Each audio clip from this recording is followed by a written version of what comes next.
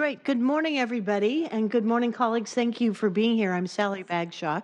This is our Budget Committee. It is October 30th, 2019. Our meeting will come to order. It's 9:35, and I want to say thank you to Councilmember Juarez, President Harrell, and Councilmember Herbold down there.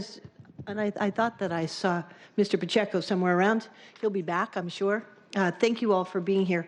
I know my other colleagues, when they do come in, I'm going to have to exhort the same thing.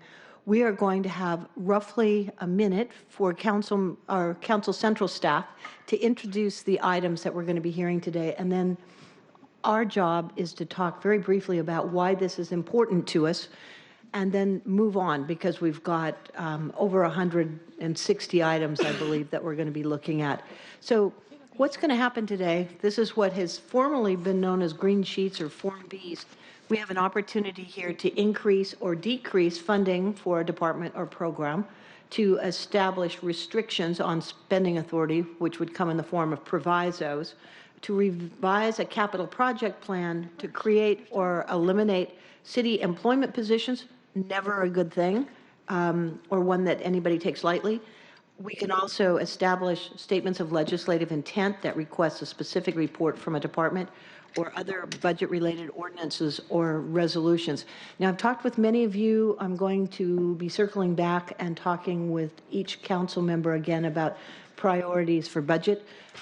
A week from today, our balancing package, our first balancing package, will be presented back to you, which means I'm working all weekend with Council Central staff. Thank you so much for that.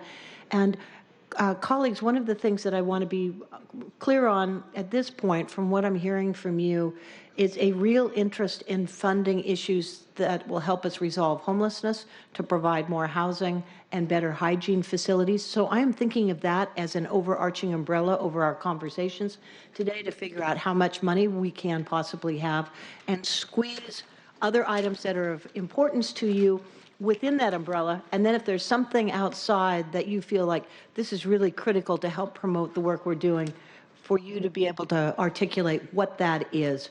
So we're going to move forward with, after each item is addressed or introduced by Council Central staff, I'm going to beg you to please just try to keep it concise to about 30 seconds or a minute why this is important, so we can keep moving forward.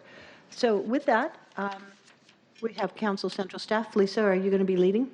I just wanted to ask you if you wanted me to speak to the notion of co-sponsorship. Please do.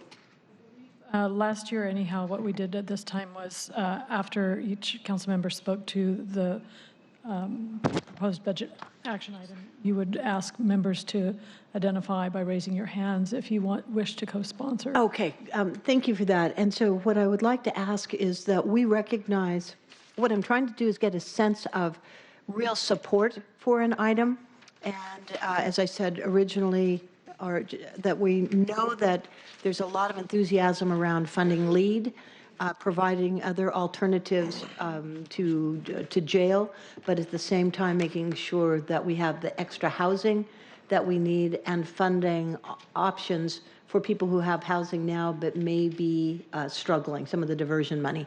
So if you raise your hand for every single item, it's really not going to help me prioritize. So what I'd like you to be able to do is say, you know, something like, yeah, this is important to me, and raise your hand, or this might be of tier 2 importance. We hear it's important, but it isn't as important as something else. So let's, if we can do that, and I will ask for a tier 1, tier 2 if it gets to be problematic.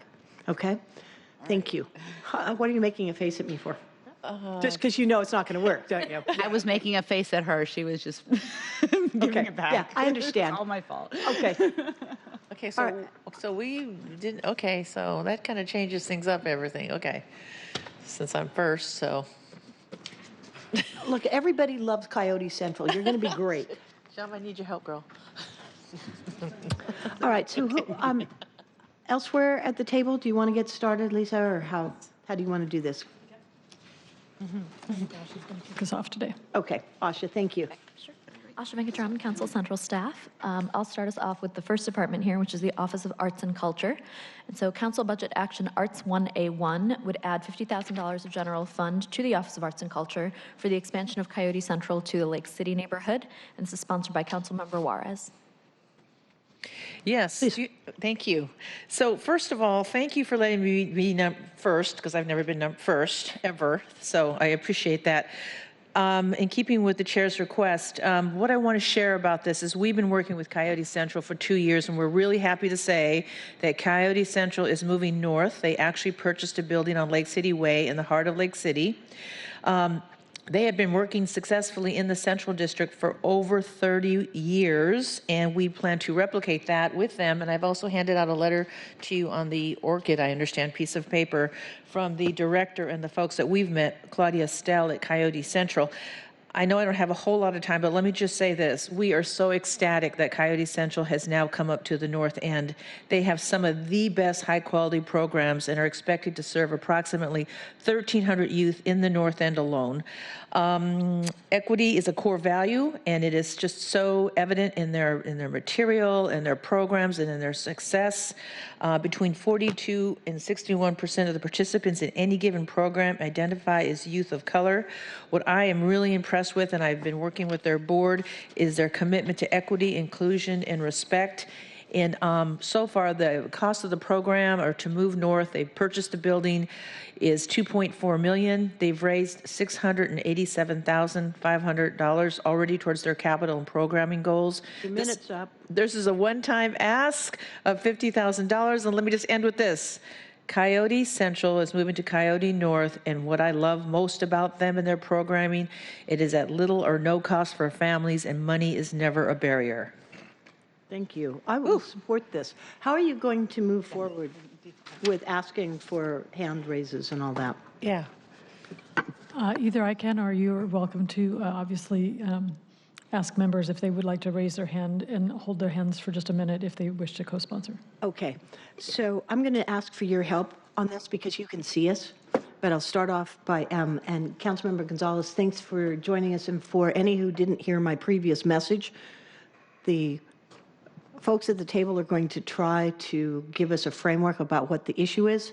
Then I'm going to ask the sponsoring member up here to try to keep it 30 seconds about why this is important.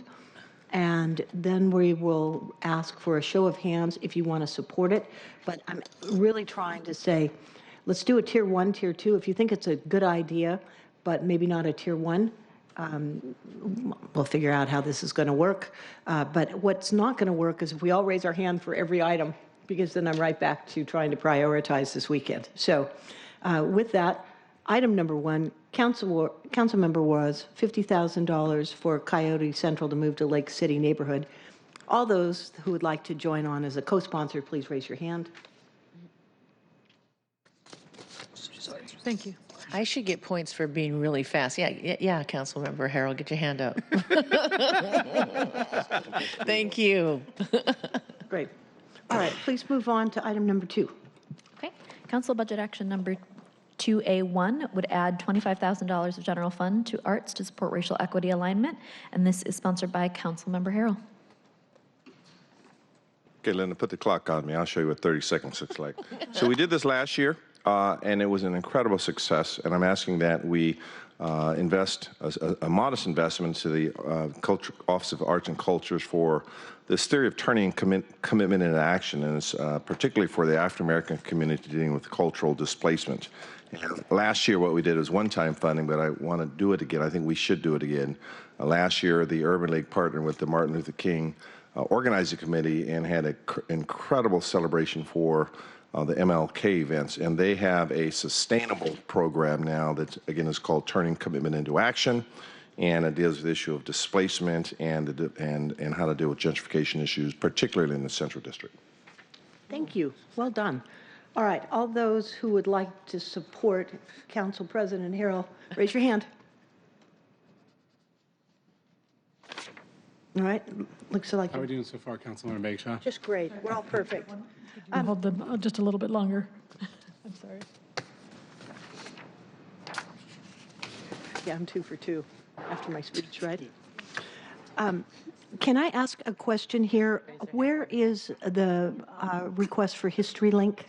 Where did we put it? Because it's also under arts.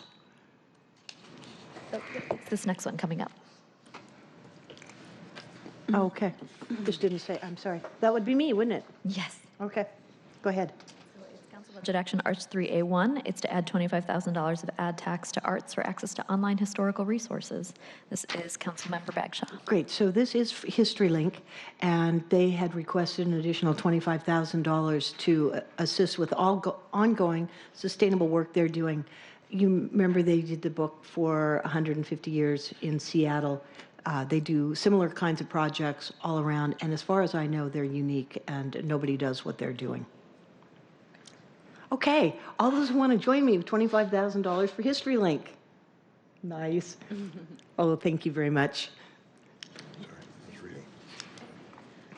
We'll move into the Office for Civil Rights. This is Council Budget Action, OCR 1A1. It would add $25,000 of general fund to OCR to fund Indigenous Peoples Day celebration and impose a proviso on those funds. This is sponsored by Councilmember Sawant. Asha, do you want to go on and describe it? Sure. So every year, the city puts on the Indigenous Peoples Day celebration. Often OCR is asking other departments to get funds. They spend time trying to get funds together so that they can do the celebration on an every year basis. This funding would allow them to forego all of that extra effort to get to other departments and scrape together funding, and instead give them ongoing funding to be able to fund those celebrations. Can I ask a question? The next three items are similar. OCR, $16,000 for Human Rights Day, $25,000 from general fund to fund the Martin Luther King Unity Day celebration. Can I ask if those are scalable? I mean, there's 125, 116, 125. Has anybody done the, well, 16. Obviously. 25, 16, and 25. Can those all be 16, or can you just tell me why do those numbers differ? My assumption is that they would absolutely be scalable. I believe this is the amount that council members have requested, so we can certainly have a discussion about how much of each of those would be appropriate for your balancing package. Okay, thank you. Please, Councilmember Herbold. So these three events are citywide events that have been going on for several years, and I'm a little at a loss as to why the departments need to come to us every budget year to get funding to put on what are citywide events. Why haven't they just been wrapped into the city's budget in recognition that these are events that are important to the entire city and we all support them? That's a very good question. Do you have answers? So I'm not sure why this hasn't, the mayor's office has not wrapped this into existing budgets, but the information I do have is generally that they are tasked to the Office for Civil Rights, and then the Office for Civil Rights comes to council members or to other departments every year to get together the funding for this. And so, for example, last year's ads, because there was only one-time funding, it was just the one-time funding. These are all designated as ongoing, and so if those were ongoing funds, then they would have some dedicated resources. It's not clear whether they would need to ask further for other departments to continue to fund the celebrations, but this would give them at least a minimal level of dedicated funding. I'd like to respond to that too. One of the things that might be not as transparent to many of you on many of these events, particularly the ones coming up as well, in addition to Indigenous Day, is what I've had to do for the last couple of years is literally call department heads, work with the budget office, get monies transferred over, basically asking every time. And it's a lot of work and a lot of resources to piecemeal this together. So that's what we've been doing. And it's just a lot of work. And I think OCR is really taxed with, I have to use their staff and my staff to just beg, borrow, and scrape to put these meaningful events together. Okay. Chair Bagshaw? Yeah, please, Councilmember. I was going to make a similar comment that, I mean, I'm sure this is true in general, unfortunately, but I can tell you just from having directly interacted on the Indigenous Peoples Day celebration question, from the very beginning, it's been a struggle to have it funded. And every year, not only the staff, but the community members and my staff member, Adam Zimkowski, they have been at the table every year, and every year we mount the same arguments about funding it, and every year we have this problem. And that is why we want this to be a dedicated funding, and also the proviso basically says that this, exactly along the lines of what you were saying, Councilmember Herbold, that there should be dedicated funding, and that pot of money should not be used for other things. It's supposed to be for this because the city has agreed. These are our city-wide celebrations, and they're extremely important to us. And I can also, just one last thing I can add is every year we have this discussion, and it's not unfortunately a discussion, it's a real struggle to get it through. It's always sort of nickel and dime, like, is the salmon dinner at the Daybreak Center going to be funded or not? I mean, it's little things which it shouldn't be this way. It should just be funded, and it's not a big amount of money. Okay, good. Can we vote on all three of them simultaneously, or do we need? It would be easier for your staff if you could do one at a time. Okay. We want to make it easy on you. Number 4 is $25,000 to OCR to fund Indigenous Peoples Day celebrations and impose a proviso. Those in favor of that, raise your hand, please. Great. Do you have everybody? Yes, thank you. Good. The next, number 5, is $16,000 general fund to OCR for Human Rights Day. Those in favor? And Thank you. the third is general fund to OCR to fund Martin Luther King Unity Day celebration. Thank you. Okay, number 7 is $252,876 of general fund to OCR for 2 FTE positions to address capacity issues. Yep, and this is sponsored by Councilmember Herbold. Okay. Councilmember Herbold? Thank you. So SOCR, the Office of Civil Rights, has a backlog of 61 cases and is anticipating increased complaints. The department has implemented administrative changes to respond to the backlog, including terminating a HUD contract that required the city to deprioritize cases that were singularly filed with the city. They've also imposed a performance plan involving reduction of high administrative impact. With the passage of 2 new laws, the domestic workers and closed captioning ordinances, SOCR anticipates an additional 10% increase in the number of complaints, and these new positions are intended to mitigate that through positive education and creating added capacity by implementing the restorative resolution model as a new tool to resolve cases, so all cases don't have to be treated as investigations and litigations. The restorative resolution model is a mediation model to resolve civil rights cases.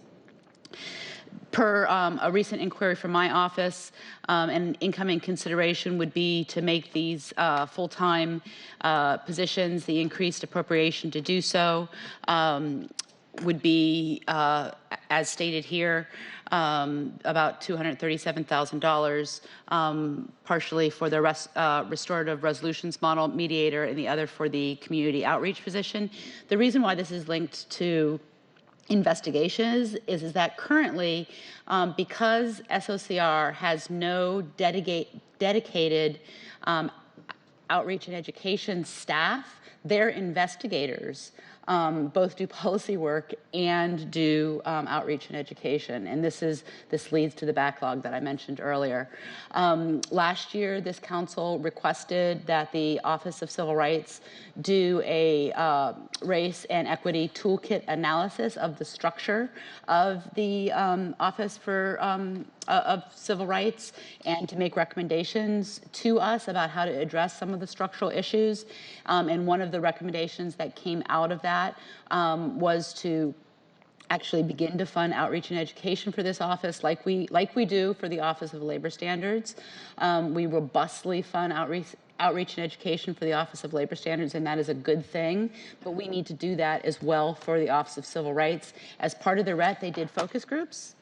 And what they learned in the focus groups is that many people in this city, particularly people in low-income communities and communities of color, are unaware that there is an Office of Civil Rights, and they're unaware of our civil rights laws.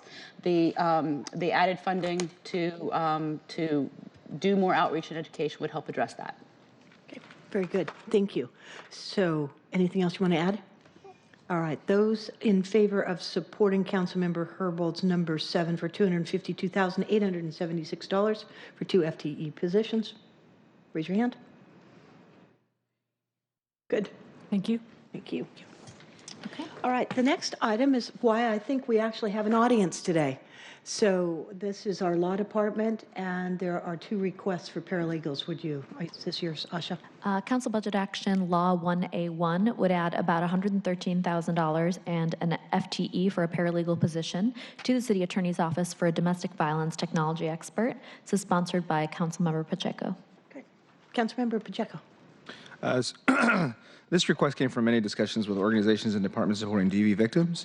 This new position would respond to the increased use of technology by abusers to harass and abuse survivors. Given the 3,500 cases the DV unit receives a year, advocates and prosecutors often do not have the time and resources needed to provide adequate evidence of tech-based abuse or to help victims disconnect themselves from that abuse.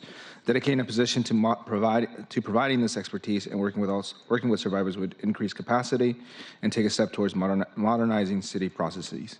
Very good. Thank you. Any questions on this? I have one question, and that is the $113,000 fully loaded? Is that the cost of a paralegal and then plus insurance, vacation, and everything else? That does include the ongoing cost for the position is about $110,000 and the additional $3,000 for equipment, training, that sort of thing. Okay. Those in favor of supporting item number 8, raise your hand. Okay. Okay. Council Budget Action Law 2A1 would add about $113,000 to the City Attorney's Office, also for a paralegal position, but to be a trauma-informed advocate for the Domestic Violence Firearm Enforcement Unit. This is sponsored by Councilmember Gonzalez. Okay. Councilmember Gonzalez. Thank you, Chair Bagshaw. As I've discussed in prior Select Budget Committee meetings, this unit does life-saving work to confiscate firearms from people who are intent on harming themselves or others. In its first full year of operation, the unit increased firearm surrender over 400% from previous years. And this unit had success removing hundreds of firearms last year from dangerous situations and individuals in particular, including those who were making threats of suicide in domestic violence situations and or potential domestic terrorist situations. A couple weeks ago, I shared a news story with you all about how the unit was absolutely integral in removing several military-style rifles and shotguns from an avowed neo-Nazi threatening a race war, and I am really proud that this unit is doing this work. It is innovative, it is regional, and it is literally saving lives both in our city and across the region. I'm really proud and excited to be pushing this forward with a proposed expansion to this particular unit, which this paralegal position would be dedicated to, and am doing so with the support and encouragement of many of our gun safety advocates and friends in the community, including the Alliance for Gun Responsibility, and I hope that folks will support this potential add. Very good. I will be supporting this, but I also want to acknowledge Chris. Thank you so much, Mr. Anderson out here, because he worked on this with me 3 years ago, and I know you've gotten national recognition for the good work that you and your team are doing. So all those who are in favor of supporting Councilmember Gonzalez's recommendation on number 9, raise your hand. Great. Thank you. Thank you, Councilmember Gonzalez. Thank you, Chair. Office of Hearing Examiner, $23,000 for HXM improvements. And who's taking this one? That's Thank you, me. Amy. This is Amy Gore, Council Central Staff. We have one council budget action for the Office of Hearing Examiner from Councilmember Pacheco. It is $23,000. $8,000 of that is one-time funding for portable recording equipment, and $15,000 of it is, excuse me, ongoing general fund to pay for the participation of a planner in the mediation process. Very good. Councilmember Pacheco. This amendment was requested by Hearing Examiner Ryan Vansel in a letter he sent to the council earlier this month. It would make 2 small investments that would go a long way in improving hearing times for appeals that are considered by the hearing examiner. $15,000 of ongoing funding would restore a pilot program that allowed city planners to participate in mediation proceedings without the appellant bearing those costs. This will make mediation a much more accessible option and will allow more cases to be decided outside of the hearing process.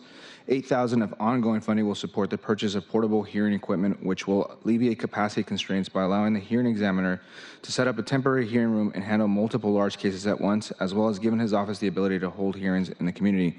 As an example, from my understanding, had this funding existed last year, the Fort Lawton appeal hearings could have been moved forward months sooner rather than having to wait months of MHA hearings to conclude. Very good. Thank you. All those wanting to support the Office of Hearing Examiner's recommendation, say aye or raise your hand. Okay. Thank you. All right, next item is OIRA, Office of Immigrant and Refugee Affairs. Yes, and we have three council budget actions for this office. The first is an add of $750,000 in one-time general fund for a rapid response fund, and that is from Councilmember Gonzalez. Councilmember Gonzalez. Thank you so much. This, I have had an opportunity to speak about this in the past. I think we were all listening with a keen and compassionate ear when the Office of Immigrant Refugee Affairs was here giving their budget, their department overview in terms of their budget. This particular ad would be a one-time ad to establish what we are referring to as a resilience fund. It would be administered by the Office of Immigrant and Refugee Affairs and would effectively reestablish a rapid response funding stream that would allow people to, allow our community-based organizations to be able to tap into these dollars to be able to do really critically important outreach and education in the face of the onslaught of policy changes we're seeing out of the federal government that directly and indirectly impact our immigrant refugee residents here in the city of Seattle. So we have been talking to OIRA and community-based organizations about the ongoing need for these dollars and feel that this is an absolute important critical use of our taxpayer dollars to continue to support the resiliency of our immigrant refugee community here in Seattle. Great. Thank you, Councilmember Gonzalez. Those in favor of supporting the $750,000 one-time ad, raise your hand. Okay. Thank Very you. good. The next council budget action is OIRA 2-A-1, which is an add of $116,000 for one FTE, which would be a strategic advisor to support the policy team at OIRA as they respond to some of the federal policy changes that are occurring. Great. And it is from Councilmember Gonzalez. Thank you. I think Ms. Gore did a perfectly good job of describing the technical pieces of this. Again, as we heard OIRA make a presentation about their department budget, we, I think, all walked away with a sense that they are doing mighty work on a shoestring budget, and I think this is an opportunity for us to increase their capacity in a reasonable but modest way to allow them to have an additional FTE to be able to really dig into and focus on supporting the work that that I think community envisions would be done through the Rapid Response Resilience Fund that I just spoke about a few moments ago. Great. Thank you. Those in favor of supporting item number 12, raise your hand. Great. Thank you. So let's move on to item 13. Great. Our final council budget action for OIRA is 3-A-1, which would add $50,000 in one-time general fund for support of applications for people who are renewing DACA or TPS applications. Those applications, depending on your circumstances, can range from $85 to $495, which is quite expensive for people. And it's based on a program that existed, I believe, in 2018. Great. Councilmember Gonzalez? This one's not mine. Okay, sorry. This is me. Councilmember Pacheco. As we get closer to the Supreme Court ruling on DACA, which could ultimately sunset the program, I believe that we as a city need to be taking proactive action to ensure we are protecting dreamers and our undocumented community members in every way that we can. One way we can do that is to help current DACA status holders renew their status. In 2018, OIRA used $20,000 of one-time funding to partner with 21 Progress to provide grants to DACA renewal applicants who are challenged by the $495 application fee. There was no funding in 2019 to continue this work. This application fee can be the biggest barrier to renewing your application. Since the renewal process was reopened, 99.2% of applications have been approved, but not everyone can afford the application fee. Next year alone, 157,000 DACA recipients will need to renew their status by June. In the Seattle metropolitan area, we have approximately 7,300 DACA recipients. This amendment would add $50,000 of one-time funding for OIRA to reinvest in this crucial work next year. In addition to the city's $15,000 one-time investment, I have heard that multiple private sources may be interested in matching whatever funding the city provides. Oh, great. Good work. Those in favor of item number 13, $50,000 general fund for deferred action, raise your hand. Good. Thank you. Okay, so let's move on to Office of Planning and Community Development. Is that you? What's that? Okay.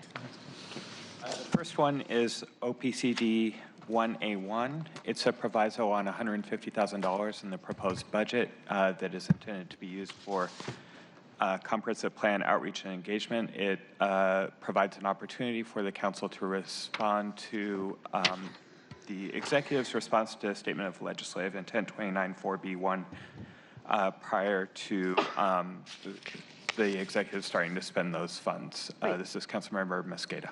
Is it? Oh, Councilmember O'Brien speaking for Councilmember Mosqueda. I thought I was. You may, if you'd like. Why don't we let Councilmember O'Brien speak since he's been quiet this morning? Okay. Don't mess that up, Councilmember O'Brien. Under a lot of pressure. I can feel the eyes bearing down on me. So the statement of legislative intent passed in last year's budget requested that OPCD, DON, and the Office of Civil Rights prepare a racial equity analysis of Seattle's strategy for accommodating growth as part of pre-planning work in anticipation of the upcoming major update to the comprehensive plan. The Office of Planning and Community Development has requested $150,000 in the 2020 proposed budget to fund community engagement for the comprehensive plan, including the racial equity toolkit requested by the council. So this proviso to ensure a robust, culturally responsive, inclusive engagement plan that addresses the historic and present day inequities that are together driving equities in access to housing and displacement of communities of color and low-income households from Seattle would provide with $150,000 pending a presentation to council of a community engagement proposal and spending plan by these departments. I'm looking to you, Councilwoman Gonzalez. That was good. Fairly good. All right. It was adequate. May I add something to it though? Because I think it's important to really understand that the city has done some work around racial equity analysis as it relates to the strategy for accommodating additional growth. And this has all been part of the pre-planning work in anticipation of our next major update to the comprehensive plan. But I think it's really important for us to make sure that we are being very intentional and directive in the need to do a racial equity analysis, in particular as it relates to how we envision our city being able to grow, and to be able to grow in a way where we can quite literally create space for people who have been historically excluded from certain areas in our city, including single-family home zones, from being able to reside there and prosper in those spaces. So this really comes from a place of trying to dig into and create an analytical framework to be able to address some of the past discriminatory policies that have driven many of the present-day racial and economic segregation patterns when we are in a situation where we have 75% of residential land dominated by exclusionary zoning throughout our city. So I am really supportive of this particular request. I think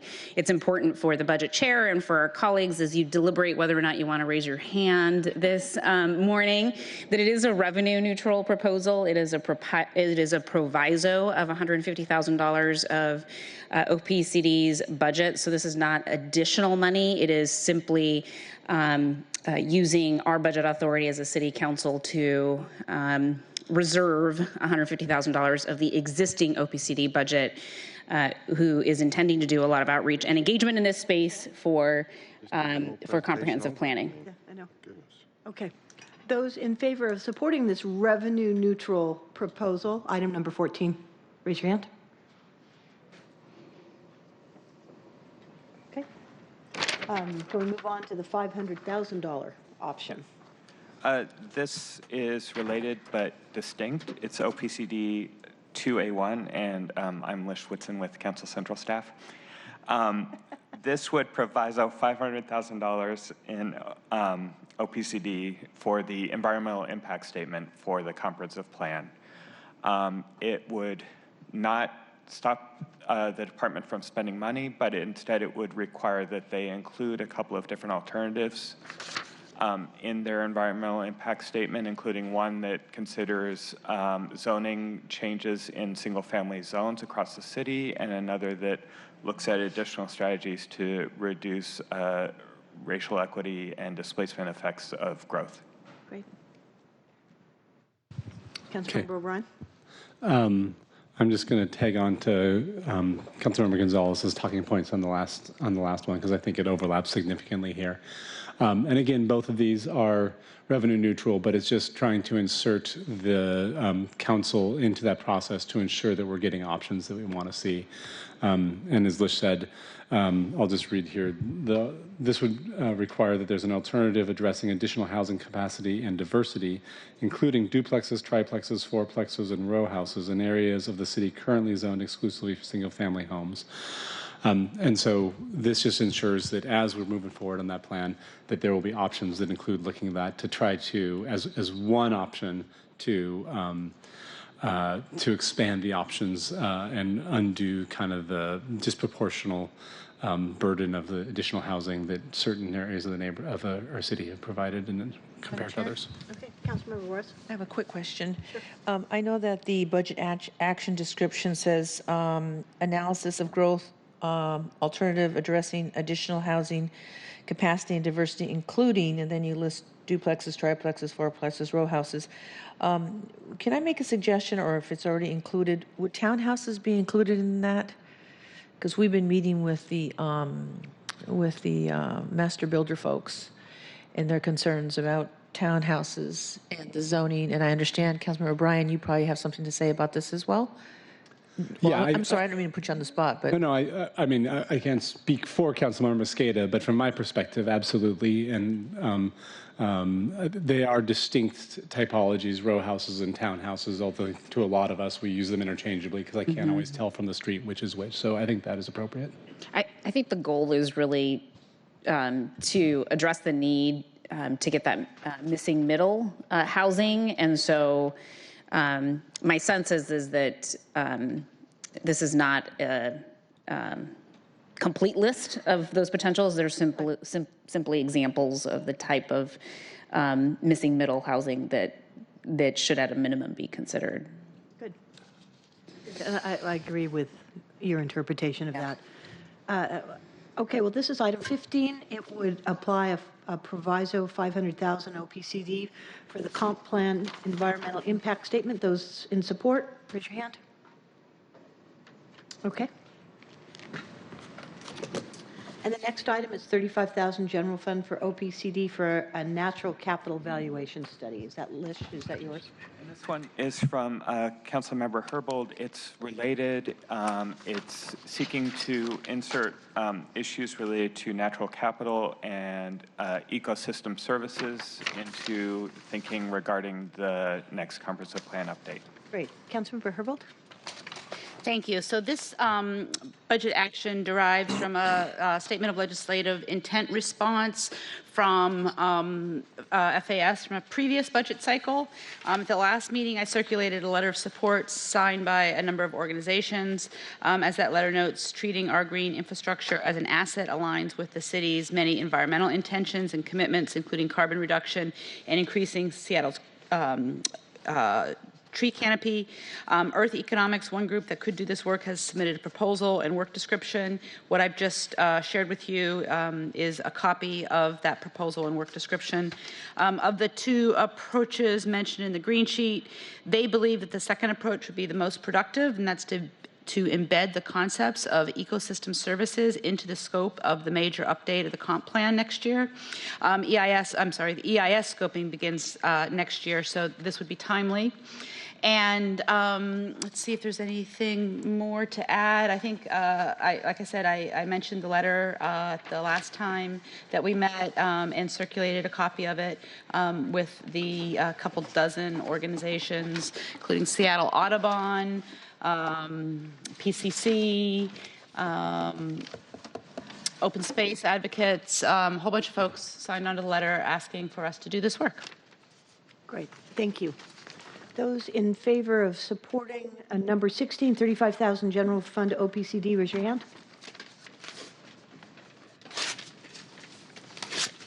Okay. Sorry. Were you going to support it? Yes. Okay. All right. The next item 17, please. This adds $1,075,000 to OPCD to support Central Area Community Development, an organization with roots in the Central Area neighborhood, would be added to the list of Equitable Development Initiative projects. Okay, good. Member Swan. All right, thank you. Yeah, just to quickly describe this, this idea came from a number of senior pastors of black churches in the Central District, and they've been having conversations with the Low Income Housing Institute for a year or two now, actually. And the fact is that many of the historic black churches in the Central area are themselves facing displacement and are finding it hard to maintain a foothold in the district that has seen such incredible gentrification, and they would like to build affordable housing on their property. You know, many of them have parking lots and other small lots that could be converted to affordable housing projects that Lehigh is interested in, very excited actually, in partnering with. I've talked personally to Sharon Lee and Reverend Robert Jeffrey of the New Hope Missionary Baptist Church, both of whom are extremely eager to see such projects get off the ground, but they are part of this Black Dollar Days task force, which have other pastors and community leaders as well. And what they have recognized is that it's possible to actually provide affordable housing for many black families to come back to the Central District, but at the same time allow the churches themselves to survive from the revenue that they might earn from the affordable housing project. So they've come together as a coalition to help fund this. And I was just talking to actually Councilmember O'Brien, and I know that there are concerns that maybe this is not being put through the same sort of queue as the EDI, all the other applicants, and I totally get that. But I wanted to put this forward for two reasons. One is that such projects need to be funded fully, and we cannot, I don't think it's right for us to continue to tell them that, well, you have to compete for this very, very limited $5 million or whatever dollar fund of EDI. And furthermore, for specifically why we brought this forward, even though it's part of the EDI framework, is that this is the Central District where the black community has been so gentrified out of. I mean, it's just stunning what has happened, and it feels like this would be a priority for all of us. I definitely think that many of you will agree, whether it is funded in this way or not, that this should be funded. So I think it's important to recognize that. Very good. Those in favor of supporting $1 million to OPCD to support Central Area Community Development, do you need to? Speak to it just for a second? Sure, go ahead. Yeah. I'm not going to raise my hand on this, and I feel I would be very supportive And I think when we get to other parts of the budget, we'll be talking about ways to add funding to the Equitable Development Initiative, because I know that there are significantly more projects than there have been funding available for, or to use a similar process for some of the other funding that's coming through from the Mercer Mega Block sale. But I really want to honor the community-driven process that they've come together on prioritizing. And I'm looking at, last year's awardees, $75,000 for the African Women Business Alliance, just over $1 million for Africatown, almost $1 million for Chief Seattle Club, $1 million for the Filipino Community Center, Duwamish Valley Affordable Housing, United Indians of All Tribes, and Refugee and Immigrant Family Center. Again, those are projects that, just reading really quickly about them, they sound amazing. I know that there are a number of other projects that also sound amazing. This project sounds amazing. I am not in a position to pick right now. I think there's an outstanding process that does that prioritizing, not just for which projects should get funded this year, but also to help the projects that don't get funded advance successfully in subsequent years, because there are a lot of amazing projects. And I agree that $5 million is not enough to meet the demand, and we need additional funding in there. But earmarking it for a specific project is something that I would not raise my hand for right now. Councilmember Warris. Thank you. First of all, I want to thank Councilmember Sawant for bringing this forward. I remember when Black Dollars Day started over 20 years ago in the governor's office, and it's been a program that's been around for a long time, so I appreciate that in the history. But I'm going to be supporting what Councilmember O'Brien shared. Unfortunately, I cannot raise my hand to this, at least not to the tune of $1 million. I do want to respect and continually support the community-driven process that we have in place for the EDI funds. We know that when that property, when the sale happened, all the community groups that we met with, and when we were meeting with OPCD on their scoring and how they were looking at projects and why some projects got money and why some projects didn't, a lot of it was all of them were great projects, but they had to make choices. And this is what we had actually assigned to OPCD to do. This is what we looked at. This is what our oversight was. And I think that's where our accountability is. So unfortunately, I cannot raise my hand to this. So I'm going to suggest we do this in a two-tier. One is, okay, this is a high priority. And then the second will be, we all want money to be going into EDI so that you still can raise your hand to say you want to support the general process. I think what Councilmember O'Brien was talking about. Okay, tier one, this is a high priority, raise your hand. Councilmember Sawant, Councilmember Herbold, Council President Hero. And those tier two priority? Meaning, we're not want to earmark them funds for a particular organization and circumvent the application process, but we do want more money for EDI. Correct. Just to clarify, because of the way you laid out, I'm going to raise my hand for both because okay, good. It's not either or. Fair enough. Okay, yes. Great. Exactly. Okay, got it. The next $100,000 one-time OPCD to support community-driven development. This is proposal from Council President Harrell. It would provide additional funding for consultant support to the EDI program, to contract with an organization with a deep history in the African American community in the central area to provide real estate assistance. Council President Harrell? Let me distinguish this one. It's a lot smaller money, number one, money amount, but number two, there are organizations out there, and I'll give one a shout out, called Urban Black, that are basically real estate, African American owned real estate entities that really specialize in the area of land trust and coming up with the smart tools to deal with gentrification and cultural displacement and affordability. And the concept here is to fund these organizations to work with the other organizations that are trying to do this. At church, I've represented, as an attorney, Mount Zion, Goodwill Baptist, First EME, First EME Housing Corporations. I have a lot of experience in working with the church community, but their competency is not real estate. And so as their attorney, I remember years ago, it was nice to bring in these kinds of groups. So this is a modest investment from the EDI that I think could bring aboard an organization like Urban Black to deal with all these organizations, particularly with capacity planning and the actual tools on how to deal with displacement. Great, thank you.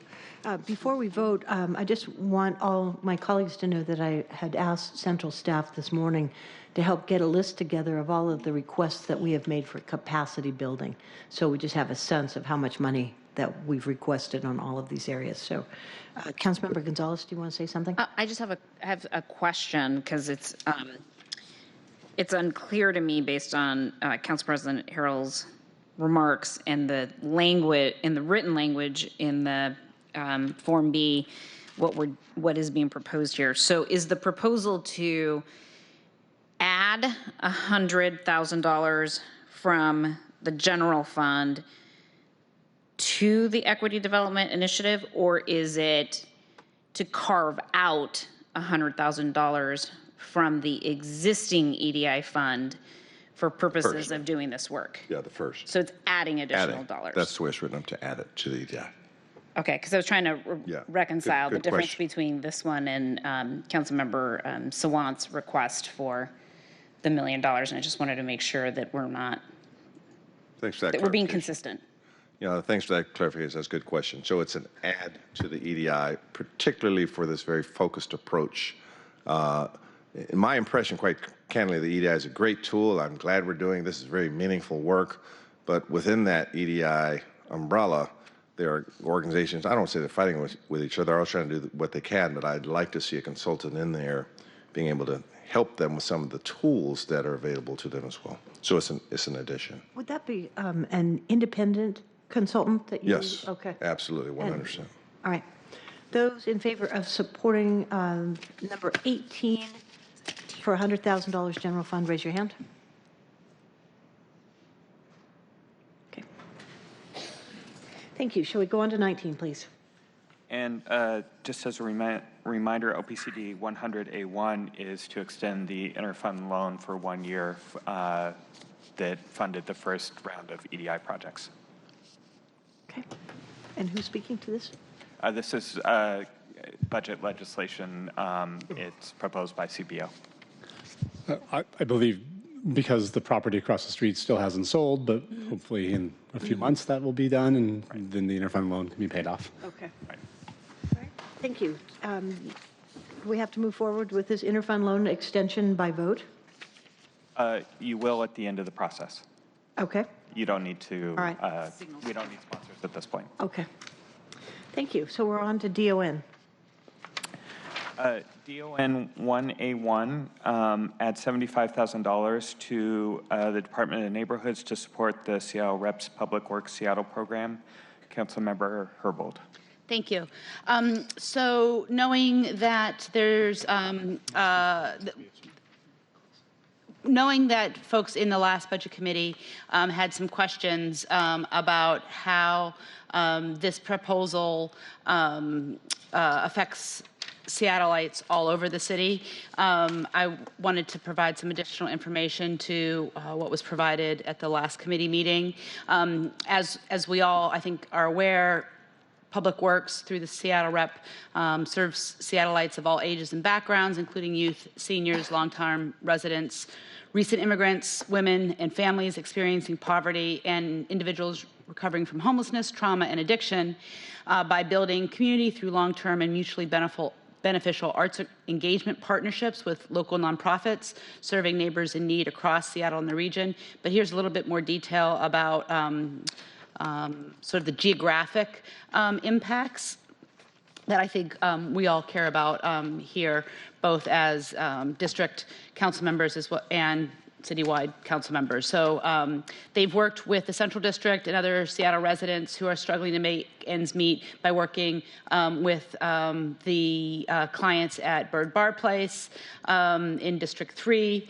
They've worked with women experiencing poverty and recovering from homelessness or domestic abuse in their location on the Jubilee Women's Center's location on Capitol Hill, as well as with residents of Sojourner Place. Those are from both District 3 and District 4. They've worked with diverse students of all ages at their campus on Capitol Hill at the Seattle Central College in District 3.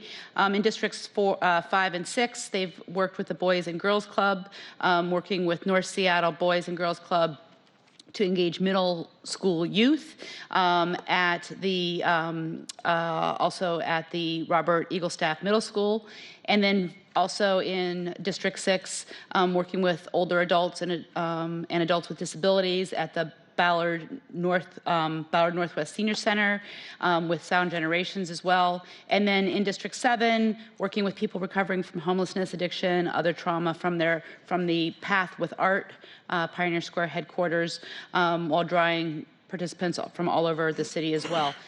Also, they've worked with Compass Housing Alliance, working with veterans and their families, again, drawing participants from all across Compass Housing Alliance's 9 Seattle locations. And then finally, the Women's Refugee Alliance.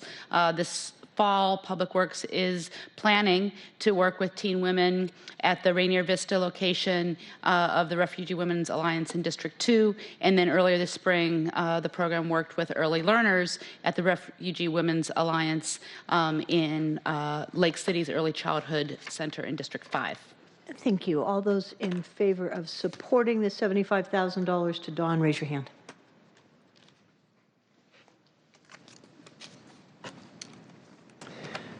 Next item, please, for the South Park Public Safety Coordinator. DON 2A1 adds $75,000 to the Department of Neighborhoods to continue the work of the South Park Public Safety Coordinator. Okay, Councilmember Herbold. So this funding continues a position that is a high priority to the residents of South Park. It's very similar to the public safety coordination that this council, coordinator position that this council has provided funding for numerous years in the CID, Chinatown International District, but this position is specifically dedicated to South Park. It was a top recommendation of the South Park Public Safety Task Force back in 2017. This position is a bilingual public safety coordinator. They have continued to meet and help coordinate the work of the community to drive towards better public safety outcomes.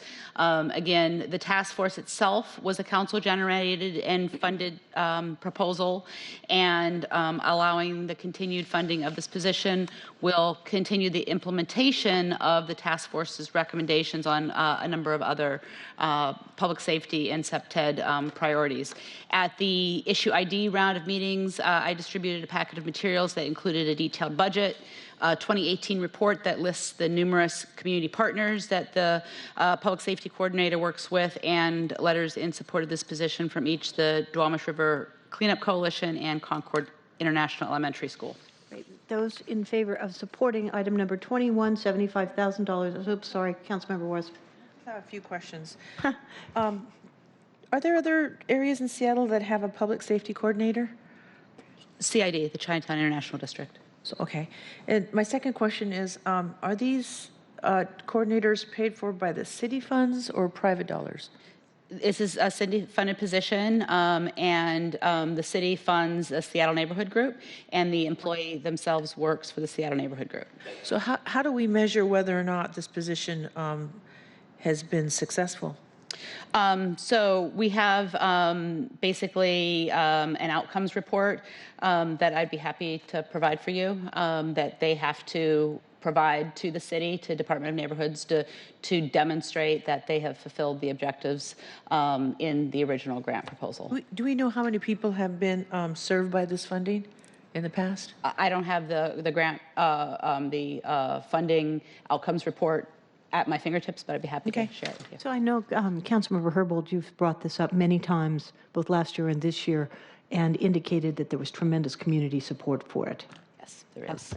It's a lifeline. Councilmember Gonzalez. Thank you. So as the chair of the Public Safety Committee, I recognize that this is a really important public safety investment. We have, I think now for the third, maybe even the fourth year, we'll be funding the Chinatown International District Public Safety Coordinator in the same fashion. They are a little further ahead because they've had a couple additional years over South Park to really establish that program. But I continue to hear from residents within South Park that it is, as Councilmember Herbold just whispered, a lifeline for that neighborhood to be able to meaningfully connect to public safety services. And when we considered establishing the Chinatown International District Public Safety Coordinator, one of the questions that I got is, or one of the comments that I got from a colleague at the time was that perhaps we shouldn't fund this because other neighborhoods would want it. And I just don't think that that's a good reason to not fund something if it's working and if it's a good strategy and if it's addressing the public safety issues in a meaningful way in neighborhoods that don't typically have that connector. I think it's really important for us to make these modest investments to allow for that to happen. So South Park and Chinatown International District are both very unique populations in the sense that they are generally immigrant communities, refugee communities, communities whose English is a second language, and who have really significant ongoing public safety concerns, and this was a community-driven solution to that. So I fully support this particular proposal as something that I think is working in terms of addressing the public safety needs of these neighborhoods. And I think we've seen unprecedented outreach and engagement within both the CID and the South Park community as it relates to ongoing connection between those communities and public safety services. Can I respond? Carol, and then we'll. Madam Chair? Yeah, Councilmember Juarez, I have Council President Harrell in the queue, and they'll come back to you. I'm not questioning, okay, I get it, public, and I get it, Chinatown. I understand that. I've been paying attention the last couple of years. That's not what I'm getting at is, and again, if we're going to talk about neighborhoods, Lake City is one of the most diverse neighborhoods in the city. We have more than 50 languages spoken. 25% of Lake City is made up of immigrants, and 30% of Lake City residents live in poverty. So my point was, when I was asking these questions, is that I think it would be great if everyone could have a public safety coordinator. I'm not saying that, if that's not, I wouldn't say just because one city, one district has one that everyone should get one. Not everyone gets a pony. I get that. I guess my point was, I just wanted to know, and I'll certainly be supportive of this, obviously. But my point is that this is the reason why we went to a district system. So those of us that represent districts that have not been heard from on particular issues, that we can dispel some notions that we have some of the same issues in the north end that we have in the south end. And so I'm not trying to pit the north against the south. I'm merely trying to raise the question and the dialogue to let's start talking about some of these kind of positions in other areas of the city as well. So that's my point. And I'm also hearing from all three of you that this probably should be baked into the budget and not come back year after year to have to ask for additional funding. Council President Harrell. I'll stick to my 30 seconds and be unique up here. I'm supporting this, and I like it, and I think that the coordination, one thing we're not talking about is the coordination between these positions and the CSOs, because we've implemented a CSO strategy, different jobs, different skill sets, but I think there could be some coordination. So perhaps in future years, we could look at how those positions coordinate with one another. They're trying to get to a same place, which is a good, safe, communicating And you're talking about community safety officers and your CSOs, not combined sewer overflows, right? Right. Community service officers. Community service officers to CSOs, because we have a CSO strategy now. And if we start going down this road, these public safety positions are awesome. And I agree with Councilmember Juarez that I guess we're sort of looking at expanding them, but I support this one. Great. Can we move on, or do you need something? I just wanted to add 2 points. Okay. One is I absolutely agree with Council President Harrell. Maybe that buys me a few more seconds. Yeah, just 2 minutes. I do think there needs to be some intentional connection between these coordinators. There's only 2 of them in the city, one in South Park, one in Chinatown International District, to coordinate with the community service officers.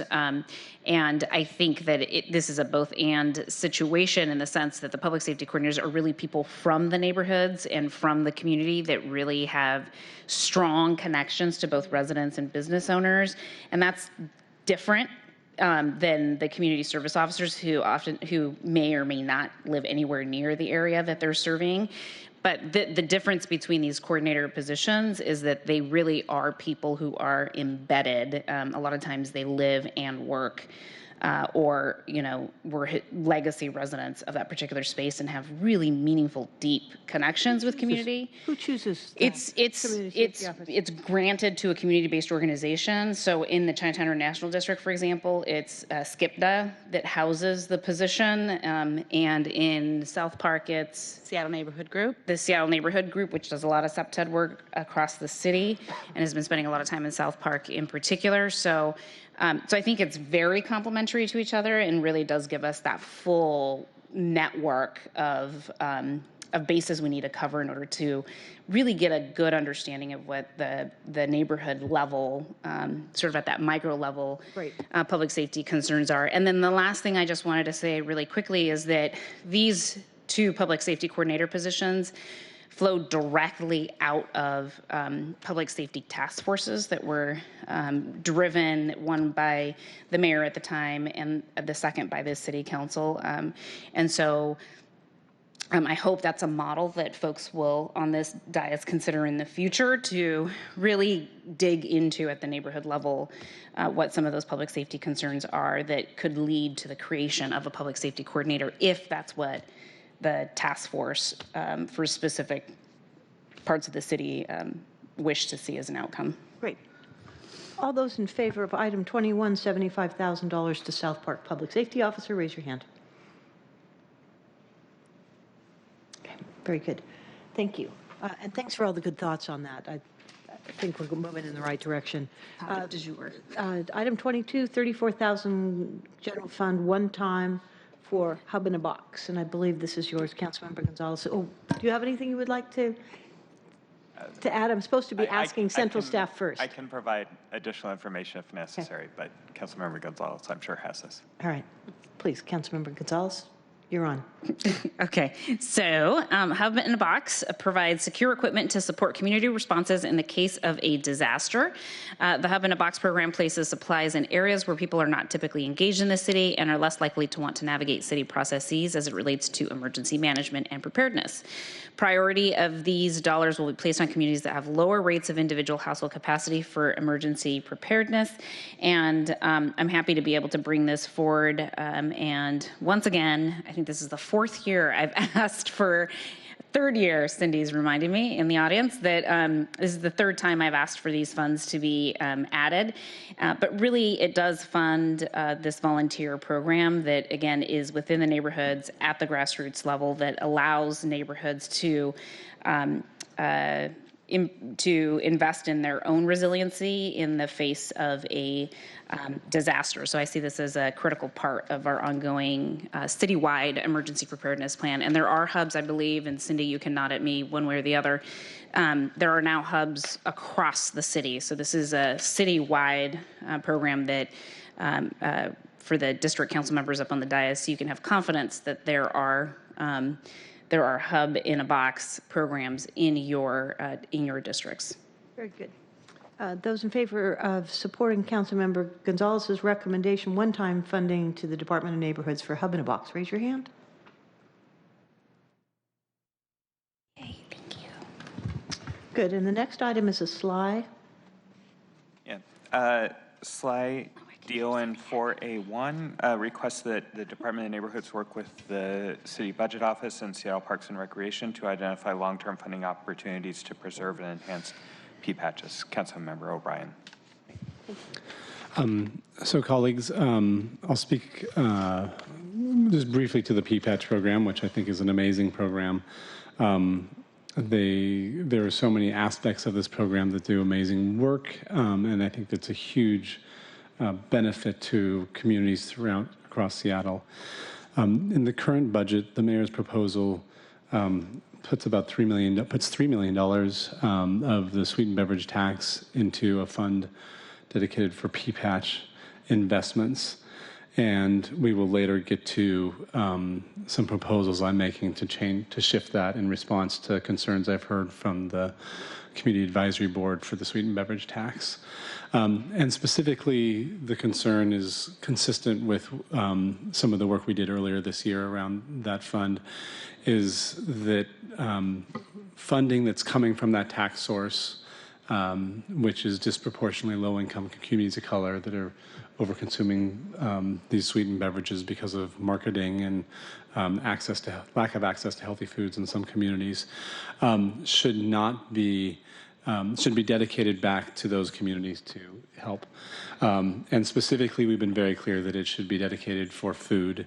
I'm working to refine some language that would continue to allow some of that money to be dedicated to pea patches, but specifically targeted towards low-income food access, which is a piece of what the pea patches do, but not all of it. And the pea patch program does, I believe, need ongoing revenue beyond what is in the current budget to meet the needs. I just don't think that the sweetened beverage tax is an appropriate place. I think something like a property tax, which is much more equitably distributed across the city, is a much more appropriate place for that to be. And so this slide would ask that as the council next year prepares to update spending from the Parks District, that it look for opportunities to use that funding tool for an ongoing support of pea patch needs beyond just the low-income food access that we will talk about later, but we might be able to do this here. Good. Councilmember Ross? Thank you. Thank you, Madam Chair. I understand that this is budget neutral, but let me tell you what my concern is as the chair of the Metropolitan Park District, and remembering last year when Department of Neighborhoods attempted to move the pea patches into my committee for parks, and the language of looking at funding for pea patches via Metropolitan Park District. And I'll just tell you what my concern is. I think we have to remain true to the intent of the Metropolitan Park District and what the voters asked for when we passed that law and we created the MPD, in which we're all members of, and our focus on our 6-year cycle for maintenance and capital in community centers and libraries, or I'm sorry, community centers, and what that was set aside for. And I understand what Councilmember O'Brien is saying, and I obviously support and commend him for that. But as some of you lawyers on the dais will know, my concern is I don't want to go down the slippery slope, or the, as they say, the camel's nose in the tent, where all of a sudden we're looking at MPD funding, that's Metropolitan Park District, funding, complete funding, or picking up the tab for pea patches when they belong in Department of Neighborhoods. That is the concern I have. So unfortunately, I cannot support this slide. Could I just add one more thing? Just to be clear, the language in this asks that, and I overstated, so I'll correct myself here, that the Department of Neighborhoods work with Seattle Parks Department and the Budget Office to identify funding opportunities either through the Parks District or other ongoing sources of funding. And obviously this is just a slide, so it would just be them to do some work and make a proposal back to the council next year. Okay. Good. Councilmember Herbold. And as I read the slide, there is Metropolitan Parks District funding to support pea patches currently to the tune of $200,000. So it's not a departure to look at this source of funding. And it's also, this slide is, as you say, not specific to the Metropolitan Parks District alone or exclusive to it. Correct. Yeah. So I think we have more to unravel here, but I'd like to just call for the vote to see who wants to be added as a sponsor on this. Raise your hand.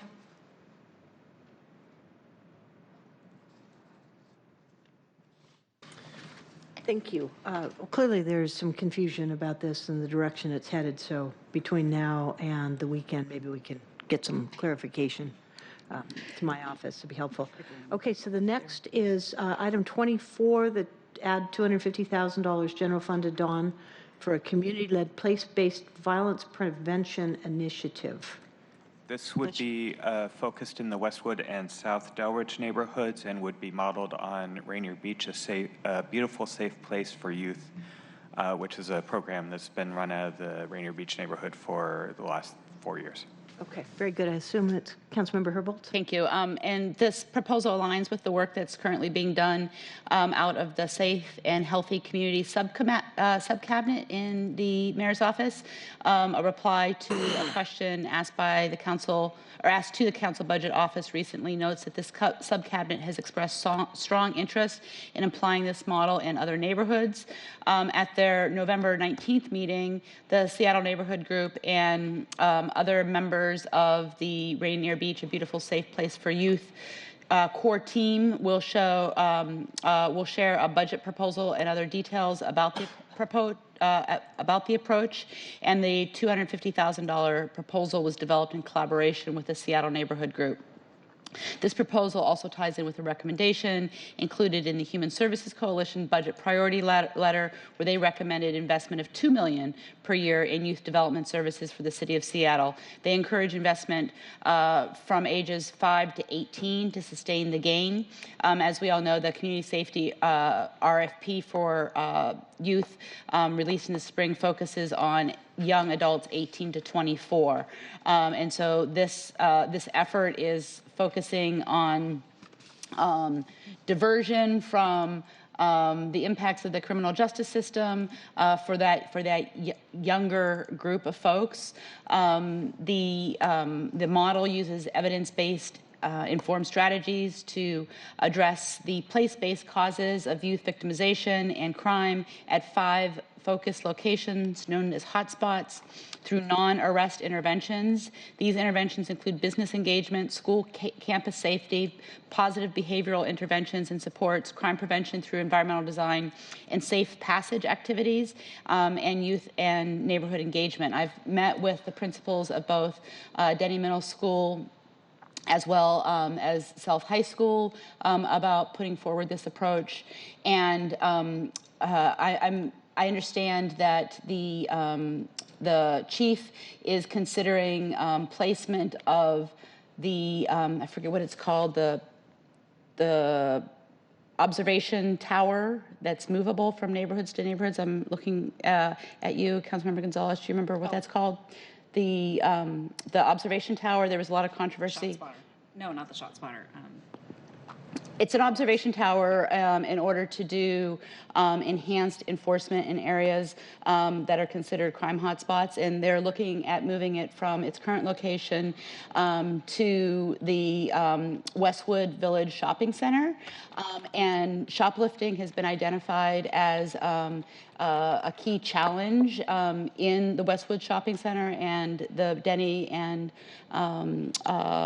South schools are right up the hill from Westwood. And so I'm really concerned that our youth are going to be caught up in this enhanced enforcement.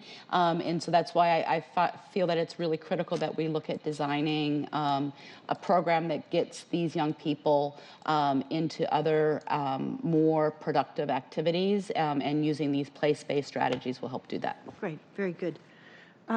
Those in favor of support. Skywatch. Yes. What? Yes. Did you say something? It's called the Skywatch surveillance Okay. tower. So those in favor of item 24, $250,000 to Department of Neighborhoods for the community-led place-based violence prevention initiative in West Seattle, raise your hand. And this is sponsorship, by the way. We're just adding our names to sponsors. Thank you. Okay, very good. We're on to SPU. Okay, thank you. Brian Goodnight, Council Central Staff. So the first item for Seattle Public Utilities, or SPU, it's agenda item 25, and it's Council Budget Action SPU 1A1. This action would add $30,000 of ongoing funding to SPU in their water fund to improve the notification process for residents of multifamily buildings when a building is facing an imminent water shutoff. It would fund this addition by cutting $30,000 in ongoing appropriations from a reserve account in the water fund. SPU's current process for multifamily building shutoffs is to inform residents with a 30-day notice that's taped to a building's main entrances and exits. The department also notifies the Seattle Department of Construction and Inspections, or SDCI, 10 days before the shutoff is scheduled to occur. So the funding in this action would enable SPU to perform 3 additional actions. One would be to mail a 7-day notice directly to residents. The second would be to tape a 24-hour notice to the building's entrances and exits. And if the building has 15 or fewer units and SPU staff is able to gain access, they would also place door hangers on individual units. And the third item would be to notify SDCI 24 hours before a shutoff is scheduled to occur and to identify an SPU point person to handle any calls related to that action. Great. And this proposal comes from Councilmember Herbold. Thank you. Councilmember Herbold? Thank you. That was a very complete explanation. Thank you, Brian. I also want to thank Seattle Public Utilities for helping us to identify funding for this improved shutoff notification policy. The funding would come from SPU's water reserve account, so it is not a general fund drain. I've been working with Seattle Public Utilities to get their shutoff policies since last November after a constituent brought the issue to my attention of what happens when SPU notifies the property owner, not the tenant. And then even more recently, there's some news coverage of a 59-unit building in Magnolia that had its water shut off. We saw firsthand how tenants bear the cost when a building owner does not pay the Seattle Public Utilities bill and the tenants are unaware of the pending bill. Brian did a great job of explaining what the current practice is and what the intended new practice is, and I would love your support for helping to fund that new practice. Those in favor of adding your name as a I was just going to say a comment, if I may. Please, I'm sorry. go ahead. I'm sorry, I didn't I was realize. going to say it's a small amount and it makes good policy sense, but it just seems to me that in such a huge revenue stream that SPU has, they could very easily find money to They do are this. funding it. It comes from, the funding would come from the SPU water reserve account. It's not a general fund draw. So it's not an, is it an ad? It is an allocation from an existing fund. Oh, so it's not more or a, less. It's an ad in one area, but it's taken from I somewhere see. else within the water Okay, fund. it's So it's neutral. budget neutral overall. I see. Yeah. Very good. Thank you for that clarification. Those in favor of supporting, this is number 25, to improve the shut-off notifications, we're adding their names as sponsors here. Sorry, I didn't read the second line of it. Good. Great, thank you. Very good. Thank you. And just as a quick note to all, it's 10:55, so we've been here for close to an hour and a half. We have, I think, 60-some to get through, and the idea was, is that the 65, is that morning and afternoon? So when, Yes, you only So we'll- have 4 more, or 5 more, I guess, for this morning. say it again? There's only 5 more for this morning. You need to Oh, is get it, through well, is that, item 30. but is good that, on is that the plan? Because my notes had said we're going till noon to keep going as many as we can, so that we have longer time this afternoon, but I'm happy to. I think if we could take like a 10-minute break, we could probably continue going. How do people feel? Do you want to, would you prefer, I mean, the question is, would you prefer to have more time this morning, or do you want to have more time this afternoon? We can keep going. Okay? Afternoon? I'm I was going to make it you. I'm agnostic about that, as long as, if we decide to go until noon, that I don't think that should mean that we all then try to fill up extra time. No, that's exactly right. exactly No, that's the point. Yeah, If we could check a few more off this morning. yeah, that'd be I'm good. This okay. depends on- Fine with this that, depends yeah. if central All right. staff is available. I would like to end earlier in the afternoon. There we go. That's, Why are okay. you guys So looking down at this end of the dais when you're saying that, by the way? I think it has something to do with, remember, we were going Me to talk commenting on the meeting? at 1 minute.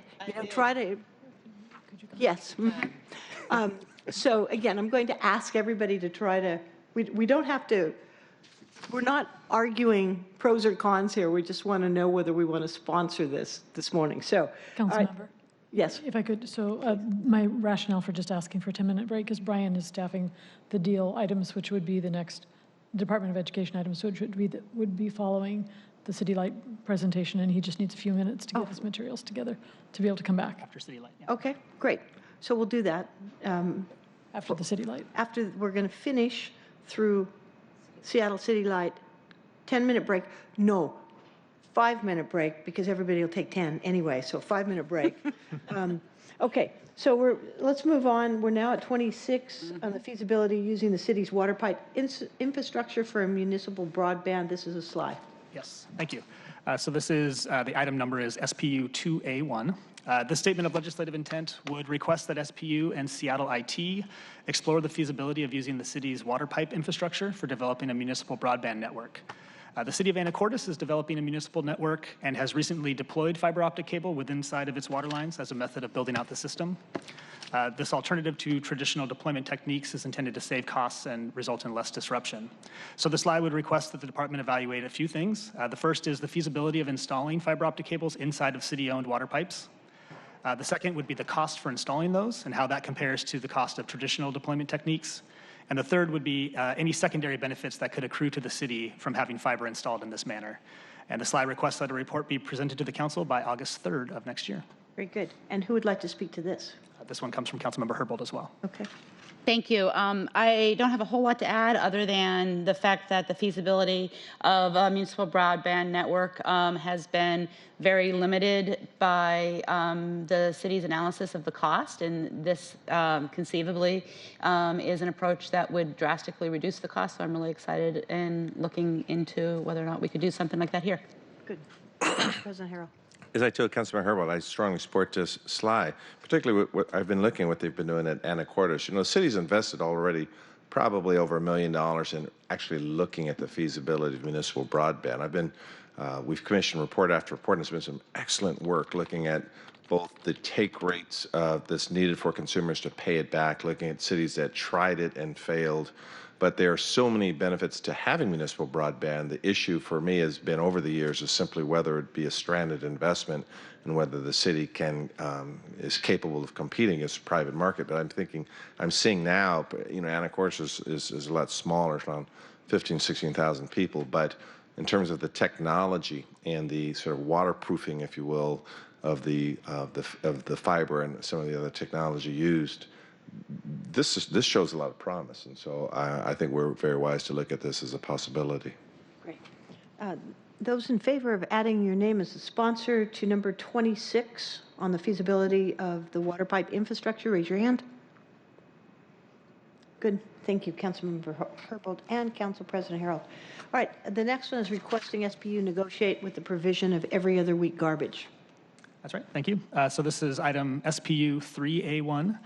It is a statement of legislative intent, as you said, that would request SPU to work with the city's solid waste contractors to negotiate the provision of every other week garbage collection. The intent of the slide is to pursue an action that may reduce collection truck emissions, consistent with the council's recent adoption of Resolution 31895, supporting a Green New Deal for the city. In 2012, the city conducted an every other week garbage collection pilot, including about 800 residents and 800 customers, in 4 neighborhoods. At the time, SPU estimated that if every other week collection was fully implemented, there would be an approximately 35% reduction in emissions related to the vehicle fleet that's used for garbage collections. In terms of the overall fleet, if you included the vehicles that also collected for recycling and for yard waste, the emission reductions would be approximately 15%. The city's current solid waste contracts, which took effect in April of this year and are in effect until 2029, do not contain a provision for the city to implement a permanent change to every other week collection. The slide requests that the council be provided with quarterly reports on the status of the negotiations, with the first one due to the council at the end of March. Great. Councilmember Juarez. Just a clarification. So the contracts that we have now are up in 2029. That's correct. Okay, so we wouldn't be looking at, with vendor contracts, any kind of reopener or anything on those lines? That's what this would request, would be for the department to work with the contractors on a potential to reopen the reopening. contracts. That's Okay, correct. that will be a problem. So the second thing is, if we're going to do garbage. I've had a discussion Can with I both of finish? the contractors. Please just let me finish. Okay. Thank you. So my second point is, if we were to do that and we picked up garbage, I mean, I understand the reduction in emissions, and if we were going to pick up garbage every other week instead of every week, does that result in reduced costs to the customer? I believe it would.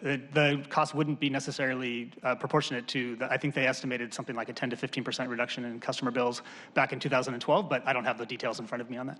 So we don't know then, you're guessing 10 to 15% reduction in the bill for the customer if your garbage is getting picked up every other week instead of every week? I'm not guessing. I believe that's what they cited before, but I would be happy to get that information from you from the 2012 pilot. 2012. Okay, thank you. Okay. Did you want to respond to that? And I just wanted to say that our providers, our contractors, Waste Management and Recology, are both open to the idea of reopening the contracts prior to 2029. I've met with them. They recognize that other jurisdictions have been doing this for a very long time, and in some cases, it's these contractors themselves providing these services in other jurisdictions. Renton, Tacoma, Olympia, and Portland all have every other week garbage. In the case of Renton, they've been doing it for more than a decade. All right. Just a Please. clarifying question. This is sort of intrigues me. So this is a slide. So, and I'm going to support it, but the owners, the neighborhoods, and the people that would experience this, how do they decide whether they want it, whether this is something they're interested in? Do we just poll them or have them vote, or how does that play out? Or is that the kind of thing they're going to look at? Yeah, I mean, I think that would be part of the process, would be a community engagement process. That would be really important. But again, we don't want to begin that work, that community engagement piece, until we have more of a formal, official conversation with the contractors around what the cost savings would be, so that when we go out to the communities and talk about the impacts, we're able to do so with some actual data based on those conversations with contractors. Yeah, just sort of hoping that Councilmember Warris's point that the neighborhoods and the people actually realize some savings, not just the policy of trying to prevent more waste, but cut some slack on their bill. Right, and to be completely transparent, when we did this pilot in, I believe it was 3 neighborhoods in 2014. 4 neighborhoods. 4 neighborhoods. We actually surveyed residents after the pilot, and one of the things that people were disappointed in is they anticipated that their bill would be halved because, and that's logical, right? You're having half as much service, but there are definitely savings, and so I think part of the engagement process with the public prior to doing this is to really get folks to wrap their arms around what the savings are above and beyond the savings in their bill, and why that's important. And I think the city's feelings around climate change and that of our residents in our city is very, very different than it was in 2014. And I think people are able to see what the benefits are besides just the benefits to the pocketbook, but that's a conversation that I want to be able to have, and this slide would allow us to do so. Madam Chair, Please, Councilmember Warris. Just be literally 10 seconds. Is it 2012 or 2014? Because you were saying 12, Councilmember Herbold is saying 14. The pilot was conducted from June through December of 2012. Okay, thank you. Sorry about that. Okay.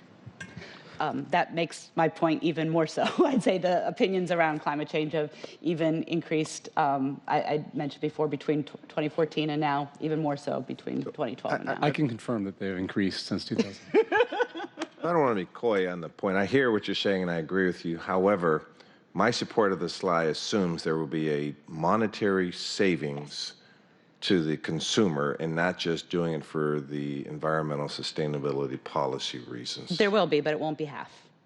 A third? No, I'm just kidding. Okay. Those in favor of adding their name as a sponsor to this slide for SPU, raise your hand. Thank you.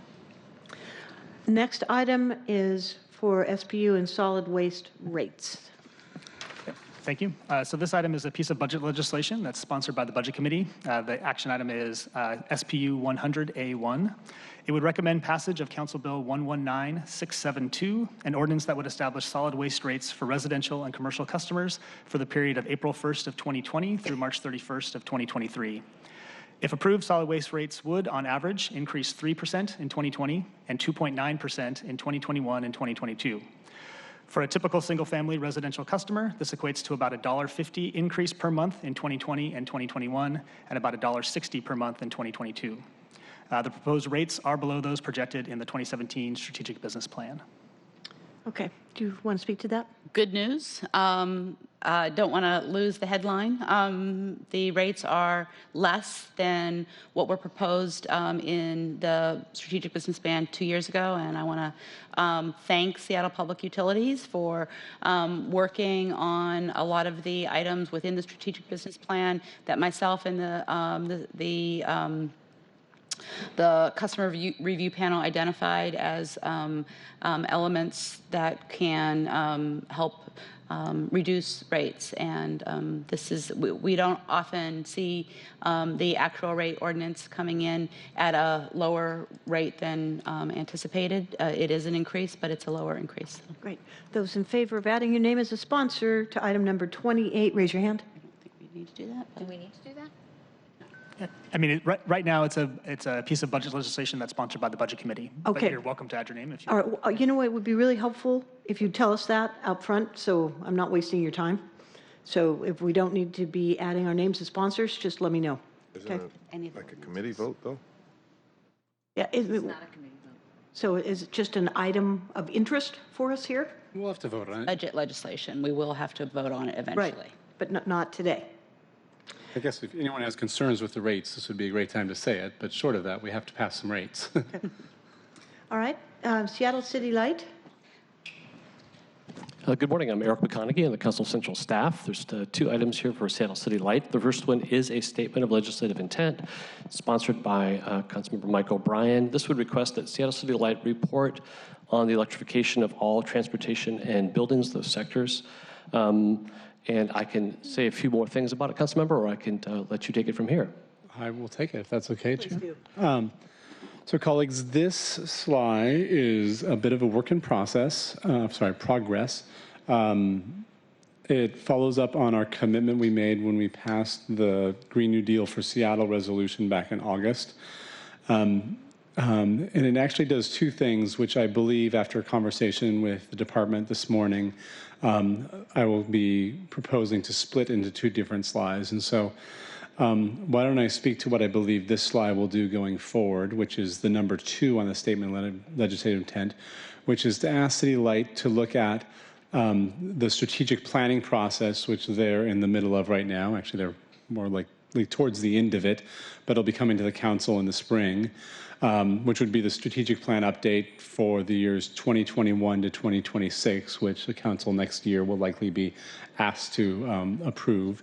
And it asks that as part of that process coming back to the council, that the rate design is consistent with the goals of our Green New Deal for Seattle, including making Seattle free of climate pollutants, prioritizing investments in communities historically most harmed by economic, racial, and environmental injustice, advance an equitable transition from an economy based on extraction and exploitation to one based on regeneration and cooperation.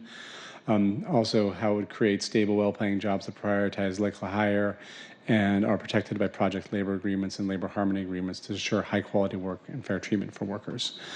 I will likely be asking for a second slide, which is the first part of this, and at the request of the department would make this a slide that's directed jointly towards Seattle City Light, Seattle Department of Transportation, and the Office of Sustainability and Environment. My understanding is that there is an interdepartmental team that I believe even met this week talking about these types of things, about how the departments can come together to work on the Green New Deal. And what that slide would do would be to specifically ask about if we're going to be to fully electrify our transportation and our building sector by the year 2030, which is, I believe, the logical step to eliminating all climate pollution by 2030. What would that mean for our electric grid? And having a comprehensive study that would look at can we meet the demand? What is the transmission lines? What are the distribution lines? It will almost certainly require additional investments. Some of those investments are probably investments that are already planning to happen. There may be additional investments, but essentially laying out a roadmap for what it would take to make that happen. My understanding is they believe they can do that work. It'll probably be a little bit behind the strategic planning process, and is something that the council would likely see maybe in July or so. So I would suggest, but I'll defer to you, Chair, that I will be asking for support on this slide, which I would say would likely not include the line 1, but just focus on line 2 about the strategic plan. And then later in the process, I will be bringing back another slide to address what is currently listed as line 1 with some more detail and more departments. Okay, certainly makes appropriate sense. Any other comments on that? Councilmember Herbold. Just a question, as it relates to the objective of transitioning to an all-electric transportation system, are you including consideration of maritime transportation, specifically as it relates to the port activities? That's great. Another thing we want to clarify is what we're talking about is, I'm not sure what the proper language I should use, but not air travel, not marine travel. It's really talking about the things that we have, not necessarily direct control, but much more control over. And so it would be the private automobile, light-duty vehicles. It also would include our public transit system, which is largely electric, but we still have a lot of buses that aren't, and they're moving in that direction. But we want to incorporate that analysis because as we convert those diesel buses to electric buses, that will certainly have impacts on the grid too. So just follow up on your question, Councilmember Herbold. I know that the Port of Seattle has been doing a lot of work to make sure that the cruise ships that are coming in can plug in rather than running their diesel the whole time when they're here. Any comments on that? Are we coordinating with them? Yeah, I mean, I know there's ongoing work with Seattle City Light and the Port of Seattle for the electric hookups for the cruise ships. I know they're also looking to electrify a lot of their on-dock equipment and at the freight yard equipment. And so if folks would like, and I think it actually might make sense to incorporate the language around that, because again, that's another major place that could have load and investment requirements for Seattle City Lights for comprehensive. What I would what I want to avoid, and I think that your suggestion, Councilmember Bagshaw and Councilmember Herbold, is along these lines, it would be that Seattle City Light would say, yes, we can meet the needs of our transportation system, but we wouldn't be able to do the ports then. And so we want them to say, like, no, these are all the things that need to happen. Tell us what it would take to meet all the needs that we're thinking of electrifying everything. Okay, very good. So those of us who would like to add our name to this slide as a sponsor, raise your hand. Okay. And was that your 5-minute break, Brian? Well done. The next is an item, it appears like we do not have to vote on this because it's another council bill that we will be dealing with later. So do you want to just address it briefly? Yes, please. This, as you said, is to the Budget Committee. This is for Seattle City Light. It would pass Council Bill 119674, authorizing City Light to issue up to $250 million in revenue bonds to support City Light's capital program. And that would occur, it would be anticipated to occur in October of 2020. The proposal the proposed capital budget for Seattle City Light relies on the passage of this bill. Good. All right, seeing no further questions on this, let's move on. And we don't need to take a 10-minute break. Okay, great. Okay. Thank you. Again, Brian Goodnight, Council Central Staff. We're moving on to the Department of Education and Early Learning, or also known as DEEL. And the first item would be Agenda Item 31, and the budget action is it's a Statement of Legislative Intent, DEEL 1A1. So this slide would request that the Department of Education and Early Learning conduct stakeholder engagement meetings as a first step toward implementing labor harmony provisions into the city's Child Care Assistance Program, which is also known as CCAP, provider contracts. In addition to other recent examples where the council has incorporated labor standards into city contracts, in April of this year, the council added a provision to the Families Education Preschool and Promise Levy, or the FEP levy, requiring that DEEL consider a contractor's adherence to labor laws and a commitment to labor harmony in evaluating proposals.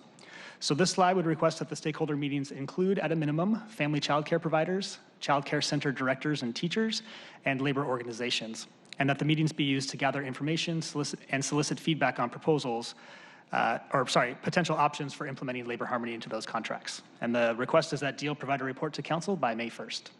Councilmember Gonzalez, do you want to add anything? Yeah, so I am speaking to this particular slide on behalf of Councilmember Mosqueda, and she would like for me to share with the full committee the following points. It has long been a value of the city that our money should be used to support living wage jobs, jobs with benefits, and jobs where workers have a voice on their jobs. The city has implemented priority hire and community workforce agreements in its public works construction projects over $5 million or more, resulting in prevailing wages, benefits, union recognition, priority hire from economically distressed zip codes, and apprenticeship utilization.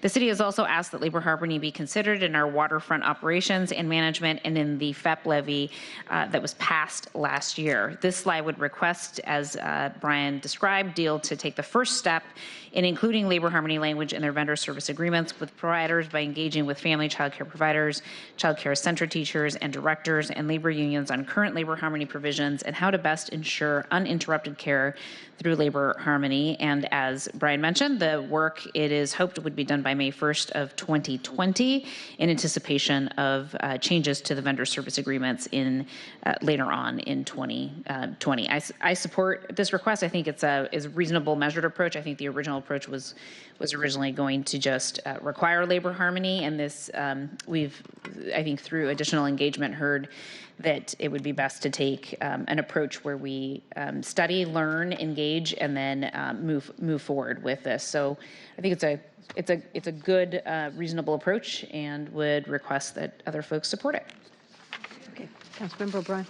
Just briefly, I'm also supporting this, and the labor harmony has the potential to be a win for everyone in the sector, and so I think this is a great approach, and I hope that with the constructive dialogue that this lays out, that that the council will have an opportunity next year to incorporate labor harmony agreements in these contracts. Very good.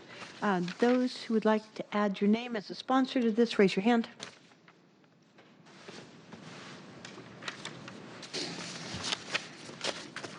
Okay, and let's move on to adding $3.88 million to DEEL to expand eligibility for the Child Care Assistance Program. Brian? Thank you. So this council budget action is numbered DEEL 2A1. And the budget action, as you said, would add approximately $3.9 million of general fund and 10 FTE to DEEL to expand eligibility for CCAP. The funding is intended to target the expansion efforts towards 3 areas. The first is creating supply in areas of the city where child care provider gaps exist. The second is allowing program participation for students that are enrolled in advanced degree programs. And the third is allowing program participation by those who work but do not reside within the city of Seattle. To staff this expansion, this budget action would provide DEEL with 10 additional positions, all of which have an assumed start date in the budget action of April 1st. And as a quick reminder, the 2020 proposed budget includes approximately $6.1 million for CCAP, an increase of $3 million over the 2020 endorsed budget. And the program is expected to serve approximately 1,400 children per year. And this proposal comes from Councilmember Gonzalez. Can I ask a quick question before whomever is going to speak to it speaks? And this, you said that it would add 10 positions. What are the job duties of those 10 positions? Well, there's a variety of them. Let me get the list for you. Ultimately, in order to have more students or more children in the program, you need intake reps and a new manager for the positions. So there's 1 manager, 1 position, 3 early education specialists, 4 program intake representatives, a grants and contract specialist, and an account technician. So those are the 10 positions. So how much money, after we pay for the positions, how much money is left over to expand the actual child care facilities, or is that a different capital request? No, in the council budget action, approximately $850,000 is for staff, and just over $3 million is for additional vouchers. Great. Thank you for that. Councilmember Gonzalez. Thank you. This is a budget ad that I'm advocating for. So I have spoken a lot about, and we have spoken a lot about collectively, the realities around the fact that Seattle continues to be childcare desert. CCAP is one of the tools that we use to subsidize child care in our city. I think it's a really important program. We are appreciative of the fact that Mayor Durkin has, in her original proposed budget, included an expansion of CCAP. But as we continue to dig into the details with regard to that budget, we came to learn of some pretty astonishing numbers in terms of the average monthly count of children that are served by age category and by provider type in this space. And it became really surprising to us that in the infant category, we're only serving 12 children a month in the city with our CCAP program dollars. Toddlers, we're only serving a total of 56. Preschool is at about 170 children, so those are our 3 and 4-year-olds. And for kids who are 5 to 12, we are seeing about 234 children being served. So, and I think most people have the concept in their mind that CCAP is being heavily accessed and is intended to be accessed by people seeking infant care or toddler care. And the reality is that the way that the model is structured right now, we have really skewed towards elementary age children and children who are currently participating in our preschool program. And so I think this is an opportunity for us to complete the spectrum of investments that we are making in this space. We have spent a lot of time, and I'm grateful for that time, on continuing to expand and build a quality preschool program, but the quality preschool program only serves 3 and 4-year-olds. We are missing many of the birth to 3 aged children, and this is an opportunity for us to make a significant investment and provide DEEL with the resources they need, both in terms of the subsidy, but also in terms of the staff that they need to be able to do a focus on both preschool and addressing the childcare needs throughout the city. So this is a big ask, and I recognize that, and it's a big, bold move that we can make in the budget to really meaningfully address the needs of the lack of affordable childcare throughout our city. And so when I hear stories about people who are looking at a $2,500 bill a month just to access infant care when they could potentially be qualifying for this program, if 1, they knew about it, and 2, they qualified for it, we could be helping a lot of working families stabilize, and while also making sure that these kids in the 0 to 3 age show up ready to learn and thrive in our preschool programs, which are also slated to expand significantly over the next 7 years. So I'm really excited about this. I hope I can garner the support to advance this, and I'm ready, willing, and able to roll up my sleeves and to work with you, Chair Bagshaw, on helping to identify an appropriate revenue source to make this happen. Great. Thank you so much. All right, those who want to add your name as a sponsor to this number 32 for $3.88 million, raise your hand. Okay, very good. Thank you. Item 33 is another DEEL Child Care Assistance Program. Thank you. So this is a council budget action that's numbered DEEL 3A1. The budget action would impose a proviso on approximately 1/4 of the appropriations in DEEL related to the mayor's proposed expansion of CCAP. To lift the proviso, the budget action requests that DEEL explore and report on strategies for increasing access to infant care through CCAP or other city programs. Additionally, the department is asked to evaluate whether the CCAP subsidy amounts for families with infants could be increased. The proviso specifies that council authorization via ordinance is required to release the funds, and the budget action requests that DEEL provide the report to council by the end of March. And this item is sponsored by Councilmember Gonzalez. Good. And Councilmember Gonzalez, as you talk about this, would you explain how these two interconnect? Absolutely. Thank you.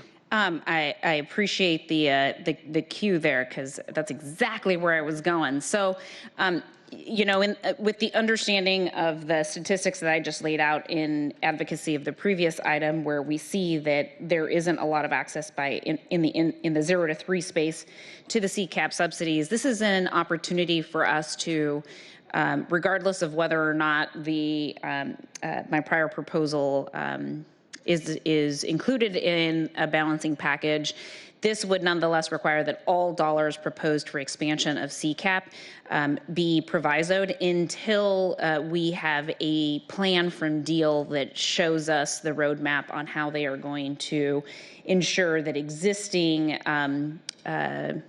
dollars for tuition subsidy are addressing the needs of infant care in particular. So this is I see these as complementary, so it's an opportunity for us just to get a work plan essentially from DEEL to make sure that we are addressing in an appropriate and balanced way the needs of people who need these subsidies for infant care. Great, thank you so much for doing that. All right, those that want to add your name to this proviso, raise your hand. This is number 33. All right. Thank you. The next one is $375,000 to DEEL to expand the city's role in connecting families with childcare. So again, as you're talking about it, we'll see how they intersect. Okay. Thank you. So this council budget action is numbered DEEL 4A1. The budget action would add $375,000 of general fund to DEEL to expand the city's role in connecting families with childcare. One of the challenges that families face in trying to obtain childcare is a lack of access to information and resources that could assist them in selecting childcare that's appropriate for their situation. So with these funds, DEEL would be directed to examine the current state of access to infant and childcare throughout the city and evaluate the role that the city could play in connecting families with childcare providers. And in evaluating strategies, DEEL would be requested to consider best practices from other jurisdictions. And this item comes from Councilmember Gonzalez. Very good. Thank you, please. So this particular proposal is really exciting to me because it would allow the Department of Education and Early Learning an opportunity to have the resources they need to take that 30,000-foot level view of what other tools and resources are needed to be able to provide our working families with an opportunity to connect meaningfully with childcare that is suitable for them. That could be subsidized childcare, it could be market rate childcare, it could be home-based childcare, whatever it is that family needs could be addressed through strategies developed by DEEL in this space that really has that citywide view to make sure that we are, again, taking meaningful and demonstrable action to support families in the city of Seattle who continue to struggle to find childcare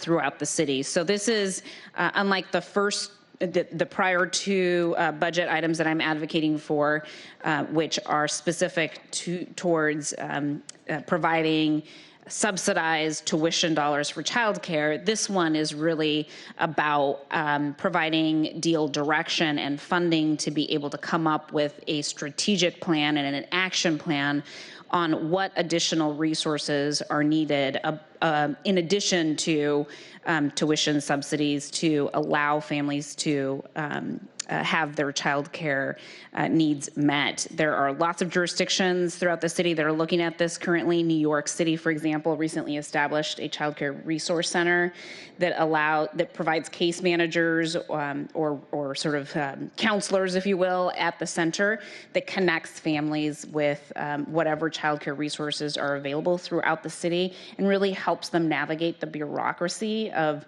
what it means to apply for child care at the city, for example, that might be subsidized, or at the state, or just connecting with other types of child care models that might be suitable for that family. So I think there are other jurisdictions that are doing really innovative work in this space that we could learn from, and this is an opportunity to give DEEL the resources they need to be able to evaluate and look at those models and come back to the City Council with some meaningful proposals for potential implementation in the next biennium budget. Great, thank you. Councilmember Pacheco. I just fully support this proposal in part for multiple reasons. One, I was reading an article this morning about how approximately 60% of Washington State families are in childcare deserts, and so we know we need to do more. Secondly, a number of young people within my district, when they think about just where they are in their stage in life, myself included, and where their next stage in life may be, they think about not just what the world that their children would inherit due to the issues of climate change, but also how do we support and maintain our families. And so I think this is a great idea. I think I applaud Councilmember Gonzalez for leading this effort. So. All right. And then, Chair Bagshaw, if I can just add one last thing. The other reason why I think this is really important is that I know that the state legislature is seriously looking at expanding funding in the early learning space. And I think it's really important for us as a city to be ready for that potential revenue source in either, being able to directly receive funds or to be able to leverage those funds that might be coming from additional revenue sources at the state. More to come on that. I'm happy to talk to you about that offline, but I've been having conversations with members of our delegation here in Seattle and even members outside of the delegation who are leading at the state level on early learning and education on what they're thinking about this next session. And so I really see this investment as an important preliminary work for the city to be ready to take advantage of some of those additional revenue dollars that might be available in this space. And so I'm hoping that this can go sort of hand in hand with those efforts as well. Right, very good. Thank you. All right, those who would like to add their I have a question, I'm sorry. Oh, dear. Chair. Okay, Yeah. sorry. This might be a little bit of a stretch. I mentioned this the first round when this statement of legislation of intent was proposed, and just tell me if it's too much of a stretch. But and I think I we had talked about doing some follow-up language in this statement of legislative intent, but we may have lost in the transition of my staff. But I'm interested to know whether or not diaper access might be a barrier to families in addition to access, not having access to sufficient funding through the voucher program, whether or not having diaper access is an additional barrier to families seeking to access childcare. In other words, people are keeping their children home rather than sending them to a place that is expecting them to have their kids come with diapers. And so I'm wondering whether or not this slide could be expanded to look at whether or not using our childcare facilities as a distribution center for free diapers might help address those barriers. Again, if it's a stretch, it's just a question I'm really interested in asking DEEL to look at, and this seemed like a good home to put it in. So this isn't a slide. This one's not a SLAG. Oh, I'm sorry. Oh, this is the proviso. No, this was a addition of It's an actual- 375. Okay, I'm just totally All right, lost it's in my number, way. it's number 34. Yeah, but I think setting, if I may, Chair Bagshaw, I think setting aside the semantics of the budget talk, I think I understand what the spirit of your request is, Councilmember Herbold, appreciate it. I think there could be an opportunity to, as part of this $375,000 ad that looks at sort of the overall strategies around coming up with how, a city-wide strategy around access to childcare. It could also evaluate, and I would imagine would evaluate existing barriers to accessing childcare, and certainly diaper access could be identified as one of those. Happy to take a look at this in the Form C process to add some language that enumerates that concern in particular.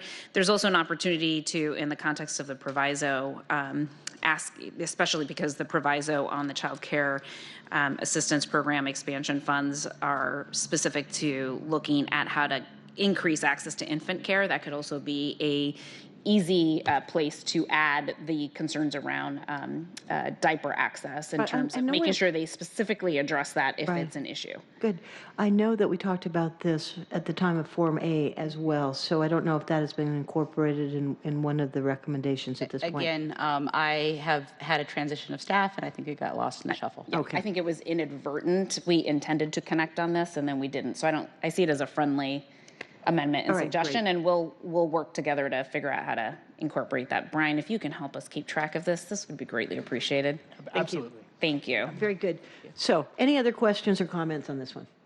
So, those who would like to add your name as a sponsor, raise your hand. And this is item number 34, $375,000 to deal. Okay, very good.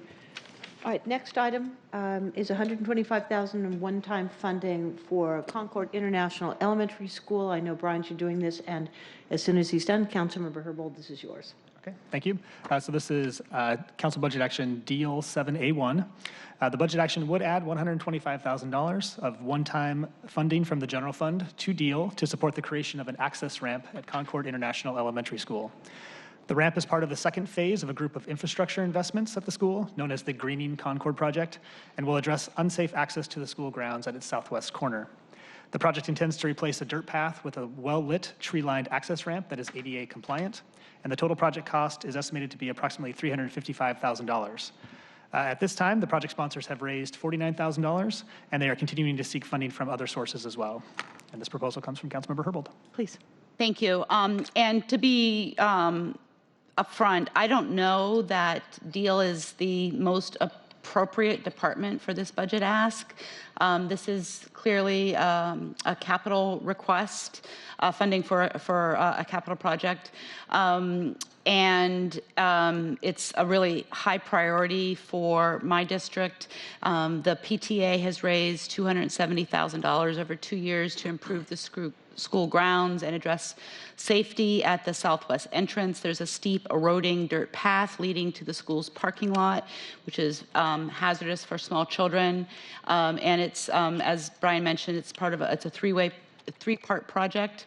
And the other two portions of the project have been fully funded. I distributed at the previous meeting a program description, a support letter signed by Thatcher Bailey and other advocates from South Park. The ramp itself is estimated to cost $354,000. $50,000 has been raised so far. I've made a request of the school district to partner as well in this project. And 86% of Concord students are people of color, 50% are English language learners, 59% are Latino, and 70% of South Park residents are below the federal poverty line, with 73% of students qualifying for free or reduced price lunch. This, again, is part of an overall project to better green the campus in a neighborhood that is beset with environmental hazards, so much so far that it is very nearby a Superfund site. And I think this is consistent with our investments in that neighborhood to improve the resiliency of the community there, and in this case, our young learners. Any other comments? Councilmember Harrell, then Councilmember Pacheco. Just had a question. Are they applying for like simple grants and other types of DON grants and other available funds as well? Do you know, or? So the PTA has raised $270,000 to do the other parts of the program, and then another $50,000 for this element. Again, in the information I passed out last time, which I don't have in front of me this time, the budget that was submitted shows the other sources of funds. I'm happy to share that again, but they have been going out to a variety of sources of funds. I don't know if Department of Neighborhoods is one of them, though. Okay, Councilmember Pacheco. This is just a question. Brian, how are these projects typically selected, and what's this process for ADA ramps for Seattle Public Schools? What's that process that they go through? as far as I know, the city hasn't been involved in these projects before because they're school district property, so I Right. don't have information on how they select their projects. I'm sorry. So it's unusual. It is unusual. Councilmember Worth? Just a point of clarification for Councilmember Herbold. So is Concord a public school? Yes. Okay, I'm sorry, thank you. It's Seattle Public Schools. I know we had some concerns last year about selecting one public school that we were adding money to, but Councilmember Herbold has made a persuasive argument that they need some additional help from ADA, for ADA purposes. So, Council President Harrell. Again, so the group is the PTSA, that's the group to be funded? Correct. Okay. Just from a policy standpoint, I really appreciate you listening to the constituents and trying to meet what's an apparent need. I'm not disputing the need at all. I do think it's a little, I'm a little leery of getting into capital investments for PTSA, having been a member, active member, I should say, for years. I'm just not sure that's the space, that's the right method to do it. But anyway, be that as it may, I appreciate you bringing this to our attention. Fair enough. All right. Any other comments on this one? All right. Those who want to add your names to the $125,000 for deal for the access ramp at Concord International Elementary School, raise your hand.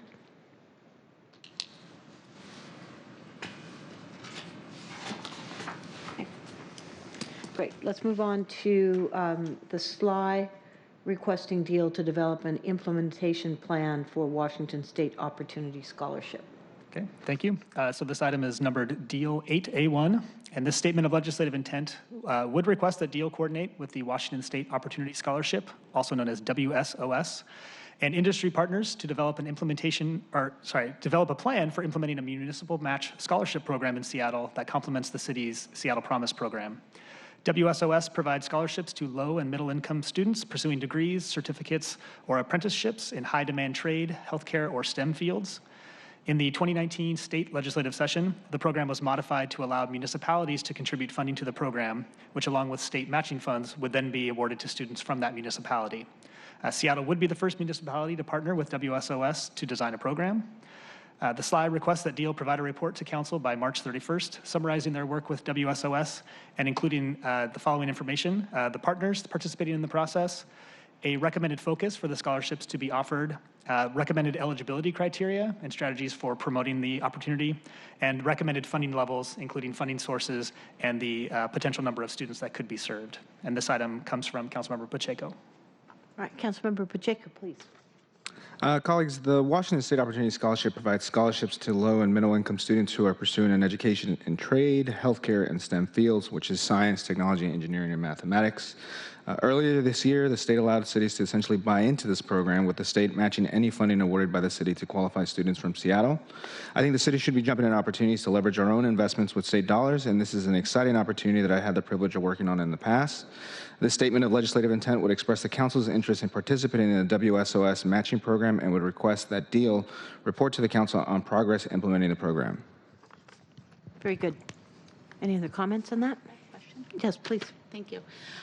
Is this program exclusive to STEM programs? No. So they've expanded in the last 2 or 3 years, to include apprenticeship programs, career and technical education programs, as well as healthcare degrees, which are our highest need in the state. So Seattle's nonprofit social service sector is working to figure out ways to better provide key employment opportunities for people with lived experiences of homelessness and poverty who are driven to mission-driven work. They have currently have a successful asset program that moves people who have direct experience with homelessness towards certification programs that include that increase their employment opportunities. Similar to that program, CCS, Plymouth Housing, and Seattle Central College are partnering to pilot a similar model that would be available for a cohort of 24 employees in entry-level positions without high school or post-secondary degrees. And the idea would be facilitate enrollment and completion of certificates germane to the social service sector that would count as a 2 or 4 year degree. I'm wondering, again, this might be a reach, and just tell me if it is, whether or not there might be a way to fold in some of this work with this particular tuition program. I mean, I think it's part of the engagement process that DEEL would have to undergo, in the sense that, you know, when they evaluate or develop the plan by which it integrates to the Seattle promise and partnering. So I would leave that, defer that to Director Chappelle. Okay, so I should ask Director Chappelle, and if it's an appropriate match, we can talk more? Yep. Okay. Yeah, and since this is a SLI, I think it's all that input is going to be really important. Councilmember Gonzalez. I would just say really quickly that because this SLI is specifically connected to Seattle Promise, the populations that you're referring to, Councilmember Herbold, would have to be, for example, students who are currently experiencing homelessness, who would have access to Seattle Promise through our public school system in Seattle, in order to be able to create that connection that perhaps you're seeking. But I see the remarks that you just made, Councilmember Herbold, in terms of the potential for that other program, seems to me to be addressing more of an adult population, and the proposal that I'm seeing from Councilmember Pacheco is specific to youth who would qualify to participate in the Seattle Promise program, and really making sure that there's intentionality around creating additional access to scholarship dollars to support high school graduates, to be able to pursue the career that they want through these scholarships. So I'm not sure that it's that I'm seeing it sync up, but maybe I think maybe I'm missing you're something. probably right. If this program is only for, if Councilmember Pacheco's program conceivably would be only for folks who qualify for Seattle Promise, and Seattle Promise candidates are high school graduates, this would not sync up. These are older folks, and in many instances are not high school graduates. The cohort is specifically 24 employees in entry-level positions without high school or post-secondary degrees. Good. Well, it sounds to me like we have described well what we're trying to accomplish, and it may not fit in here, but thank you for bringing that up.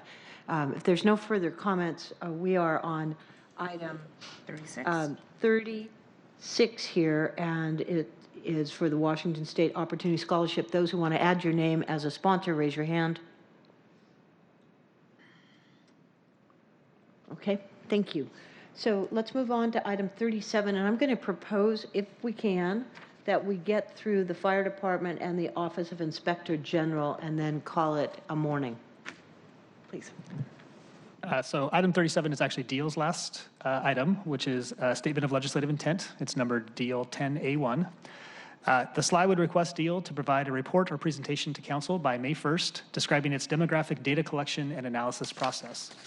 As part of the FEP levy's implementation and evaluation plan, DEEL has committed to disaggregating data in order to promote equity in the city's education investments. In June of this year, DEEL created a data work group with the goal of creating a unified strategy and guidelines for collecting and presenting demographic data of the students, families, and providers being served. The results of this data work group should inform much of the response to this slide. So the slide specifically requests information regarding how data is collected, who DEEL partners with for data collection and sharing, how data are disaggregated for evaluation activities, the data sources and considerations for determining target populations, and opportunity gaps currently present in areas where the city invests FEP levy funds. The slide would also request additional information about how DEEL uses this data to inform funding allocations and to support students that are experiencing the largest opportunity gaps. And this item comes from Councilmember Pacheco. Councilmember Pacheco, thank you. And if you will enlighten us on what your expectations are that once we have the data, what we're going to do with it. So, colleagues, my background, having before being appointed to the council, being with the Office of Minority Affairs and Diversity at UW, has been to improve access to education for students struggling academically to resource gaps that we know impact Black and Brown youth. I appreciate that the FEP levy is focused on many of these populations. We've had some questions from community about the data that informs the DEEL's investment strategies in the organizations funded. There is a data work group developing a report of disaggregated data practices to the FEP Oversight Committee, and this slide would bring that information to a council committee discussion. The slide also asks for more clarity on how the data is used to inform the creation of funding opportunities and allocations, as well as how DEEL ensures students experiencing the effects of the largest opportunity gaps are served. Just on a personal basis, many of the programs, as well as education opportunities that have been afforded to me, have allowed me to be where I am today. And so my particular interest has been in trying to ensure that we're expanding those opportunities, that we're tracking and measuring what is getting done, and we're elevating that to a discussion at the council level to continue improving the educational outcomes for kids of color. Great. Any further comments on that? Yeah. Okay. Councilmember Warris, please. I didn't get a chance to, you didn't see my hand on 36, but my comments are 36 and 37 very briefly. I appreciate what Councilmember Pacheco has done on 36 and talking about the state and the city working together. On 37, my comments are this. I'm really glad that we're starting to see, but what we've been struggling with, what I've been struggling with and watching since I've been in office is sometimes the disconnect between Seattle Public Schools and DEEL. What are we doing? What are they doing? What are we filling gaps for? So one of the issues here for me is that having this data is something we've been asking for at least since I've been in office, and certainly before that, collecting data and using data on these particular demographic groups to achieve and to close the gap. And of course, they're always the same groups. It's the African American, Latinx, Native American, Pacific Islander, refugee, immigrant. So it would be, I'm fully supportive of this because I'm hoping that with the SLI on 36 and 37, that we not only get this data and be able to interpret it and use it, but we use this data and share this data with the state for the Washington State Opportunity Scholarship, and then of course with the city and working with DEEL when we report on the data collection and what we do with it and how we start targeting and make strategic investments in those particular groups so we see these young folks, these children graduate at higher rates than what we have been witnessing for at least the last 2 decades. So thank you, Councilmember Pacheco. Great. Any other comments? Councilmember Gonzalez? I just want to make sure that as we're having this conversation, it's within the context of dispelling any belief that that DEEL isn't currently doing this work. They are currently doing this work. So, I'm going to support the statement of legislative intent, but I want to make really clear, and we've communicated this to Councilmember Pacheco's office, that DEEL and the FEP LOC Levy Oversight Committee have been doing this work as part of the implementation and evaluation plan that is required in order to evaluate the metrics and deliverables for the FEP levy. So I think the only difference here is that Councilmember Pacheco's slide is asking that the report be delivered to City Council Committee, my committee at this moment, for public discussion and daylighting. But I do want to just acknowledge the work that DEEL has been doing in this space around making sure that it is tracking data appropriately to be able to make sure that we are laser focused on addressing the opportunity gap for the populations that we know experience disproportionate impacts of our education system. Excellent. Council President Harrell. I appreciate those comments from both council members, Gonzalez and Pacheco. I'm supporting this slide. Thanks for, like Councilmember Gonzalez, sort of the work is being done. But it's been my opinion, at least when I was chair of the committee, that we're tracking the data, but as the Seattle Public School District now seems to be doubling down, rightfully so, on this area of underachievement, particularly on people of color, but underachievement generally in men of color, African-American kids, et cetera. They seem to be doubling down on their efforts from the rhetoric that I'm reading, and the city understands that and are trying to be good partners. I have not been even remotely satisfied that the department are really, I don't know what they're doing with some of the investments. I mean, tracking data is fine if we, to your point, if we're doing something about it. But I just attended so many meetings where I just wasn't happy with the outcomes and the outputs. I just didn't see what we were doing, and I did everything that I could, I thought, to at least encourage it. I never thought about not funding them or not supporting them. I just continued to worry about our effectiveness and what we're doing in our department to either partner with or even, dare I say, lead some of the work that's being done at the district. So I support this because it's bringing attention to what I think is not the strongest work being done by the department, and I think we can do a lot better. Other comments? All right, those who want to add your name to request DEEL report on this data collection, it's a slide number 37. Raise your hand. Okay, thank you. Let's move on to Seattle Fire Department. And nice to see you. Hi, thank you, Council Chair. This is the Fire Department and the Office of Inspector General that I will be talking about today. Greg Doss, Council Central Staff. Greg, is your mic on? Oh, thank you. Greg Doss, Council Central Staff. Here to talk about the Fire Department and the Office of Inspector General. Start with the first proposal, which is CBA SFD 1A1, which would add $1.2 million to, in 2020, for the Seattle Fire Department to receive a third recruiting class. The 2020 proposed and 2020 endorsed budgets both have a base level of funding for firefighting recruit classes. There are two, each one has 30 recruits in it. This proposed budget action would add a third class that would have 20 recruits in it. I should say that if this moves forward, the fire department has asked that it would be modified.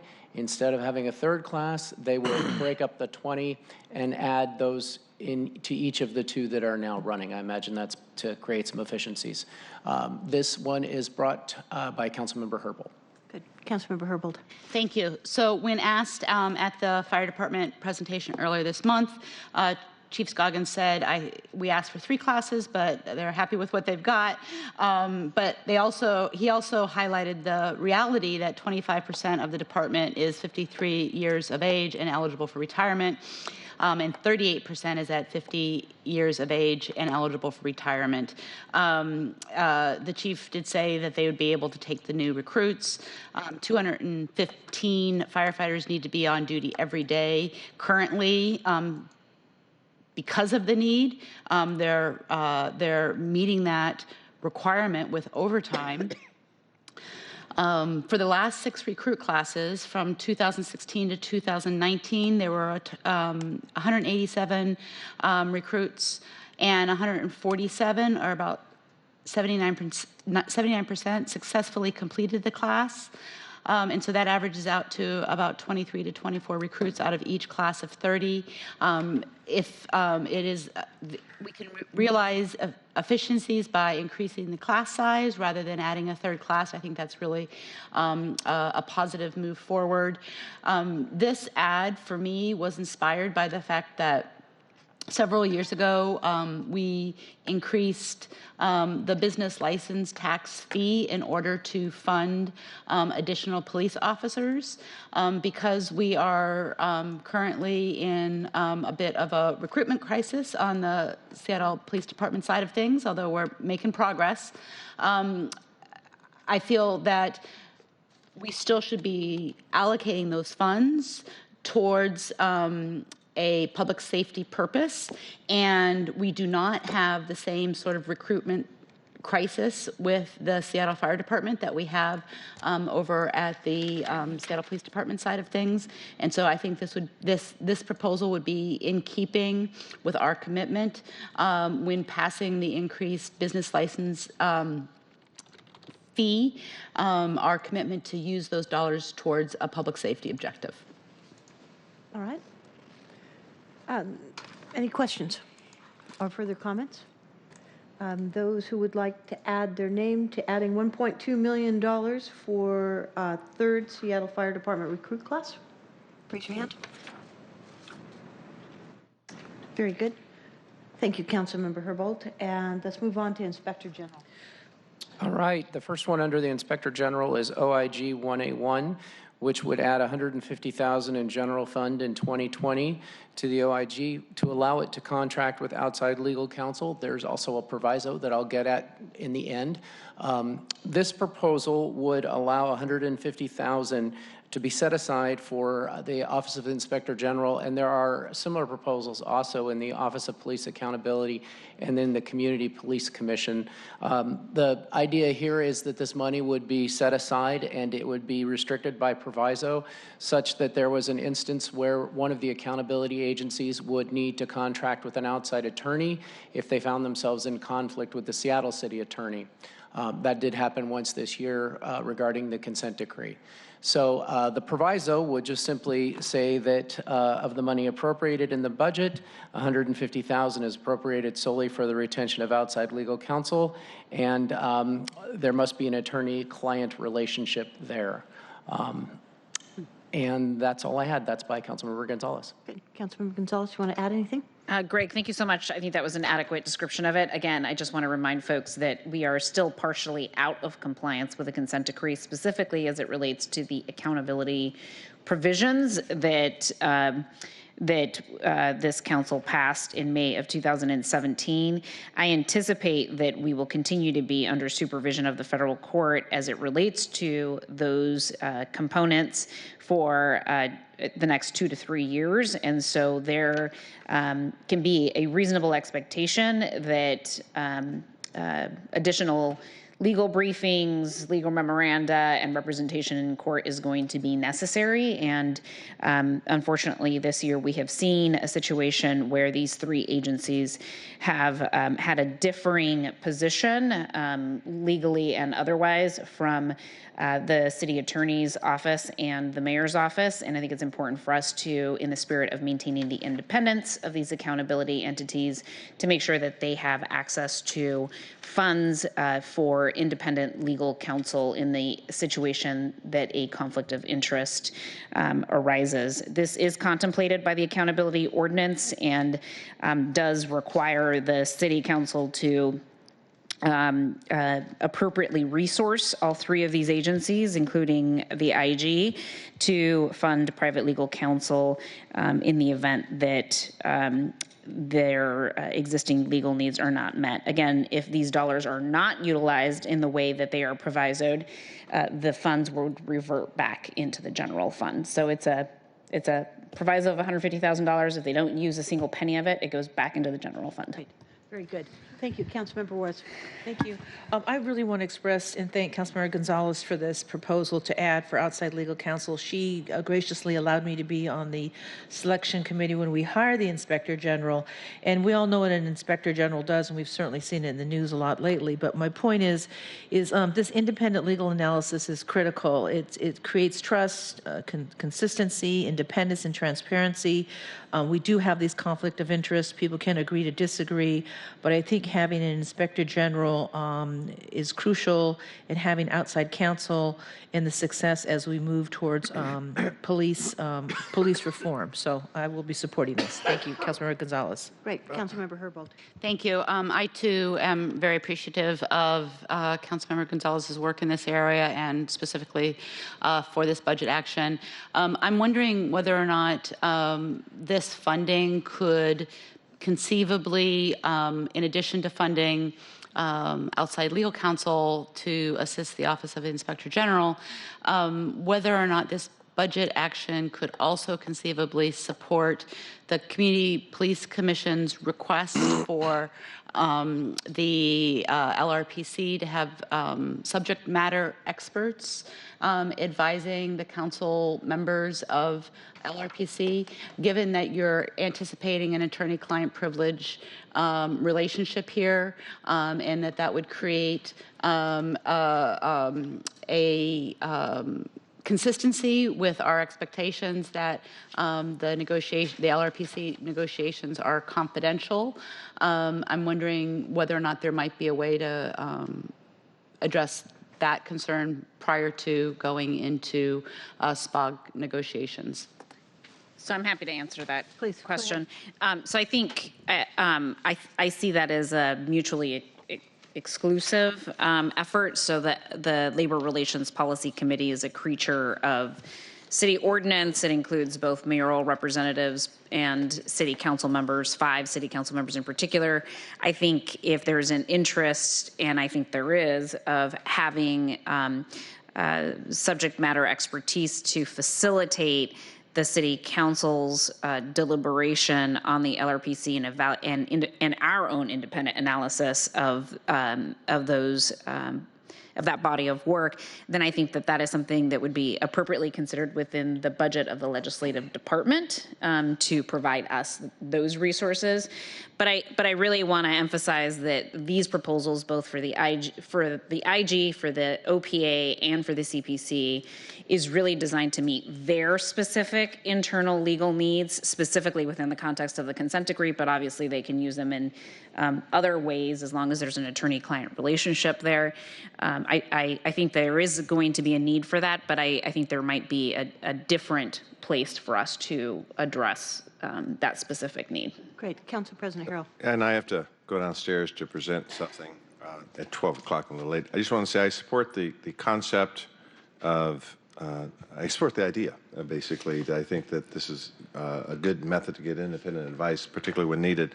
I was just wondering from a budgetary standpoint, was there another way to get there? And the thought being, since it's an add and a proviso, whether, I think more times than not, there may not be a conflict, whether we could have provisoed the law department to have them render legal advice, and then, because that's, if this legislation had, if this idea had not come forward, the law department would have been the party. And so since now we're relieving them of work they would ordinarily do, that we just proviso at 150, and to the extent the Officer Inspector General thought they needed outside legal advice, they could tap into that. And we're not adding anything, we're just provisoing existing budget. I'm just making that as a possibility offline for the chair to think about our balancing package. We get there the same way, I think, but anyway. Okay. Any other comments on this? All right, those who want to add their name as a sponsor to, this is number 39, raise your hand. You cut me in on that. Good. And that includes Council President Harrell as he's walking out the door. Okay, we only have one more item for this morning, and that is the the FTE, one FTE for OIG to create an operations, manager position. This is the one we heard from Amy Tsai on, and Greg, maybe you can speak further. But my understanding is that there's no financial ask here. There is an FTE ask. Yep. Thank you, Chair. You're doing my job for me. I appreciate it. Yes, that's exactly right. This one is just an FTE for an operations manager position. It would be a strategic advisor. It was contemplated in an ask to the executive as part of the budget development phase for the 2020 proposed and was not funded. The office has indicated that it is understaffed for human resources, for budget, finance, and public disclosure, and needing to lean on the legislative branch positions to be able to fulfill those functions. And the add of this operations manager would allow them to fulfill them in-house. The office has indicated that they're going to have salary savings sufficient to pay for this position next year. And so the only thing they ask of the council at this point in time is the one FTE. Great. Any comments? I think Greg's covered it really well. This is just position authority, revenue neutral, really important for them to get this extra body in there to maintain their ongoing independence. Excellent. Those who want to add your name as a sponsor to this, raise your hand. Okay. Excellent. Thank you for that. We are now in recess. We will come back at 2 o'clock. I think it was unanimous up here. We'll be back at 2 o'clock. I think we've gotten almost 2/3 of the way through. So well done, Dean. And see you back here at 2 o'clock.